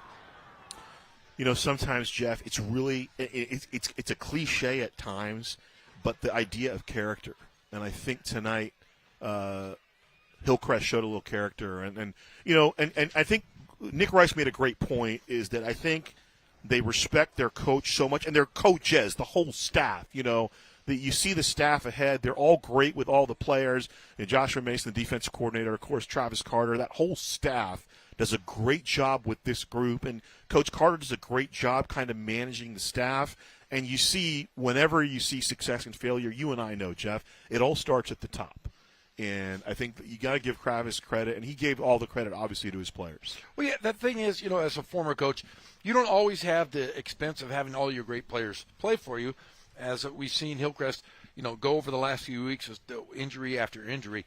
But the thing is, you can tell that they are coached well because the next man up are guys that don't get those opportunities. Yes. And for them to know exactly where they need to be, what they need to do, shows, just like you said, the great coaching and the buy-in from the kids. All right, but Valley View takes the loss today, but still in the mix. So the third AQ will come down to Hillcrest, Valley View, and Poly. That'll be a coin flip. They may have already done it. They may have already know who's going to do it. But with the win today, I think Hillcrest put themselves in a position to, if they don't get the AQ, that they'll likely get an at-large bid as the fourth team out of the Sun Belt, which has been a really good league this year. And I'll tell you what, and if they can get the quarterback back next week, if somehow Matthew Ramos, they get Ramos back, that really changes things. And I think they're in a good spot. If they make the playoffs, they're in a division that is a winnable division. And then last thing before we let you go here, talk a little bit about Alex Villasenor. How about him just kind of coming off the bench, Willie Beeman style, and then Nicholas Shaw helping him out pull out this victory? Well, he just played with poise, and that's the one thing you have to be able to have, and he has that intangible that most guys don't. Came in, played played behind Ramos, but really showed his own today. He hit the guys that he knew could be the playmaker. That is a great asset to have. Santana Moss talks about big-time players making big-time plays. Joshua Garcia and Nico Bernal both made some big-time plays for Hillcrest on defense. And the Hillcrest defense the last couple of weeks without Matt Ramos, without Alfredo Ventus, has been stepping up, and they got the job done tonight against, as Travis said a couple of times, and he's right, a very good Valley View team. They're well-coached, they're tough, they're disciplined, and but Hillcrest comes out victorious today, 24-14. For Jeff Gorham and for Nick Rice, for our entire award-winning Riverside TV crew, my name's Ghazal Hassan. We'll talk to you next time. The final tonight, Hillcrest 24, Valley View 14. Week 10 is a wrap. Next stop, the playoffs. Please join us on the Jeff Rally later tonight on Riverside TV. So long, everybody.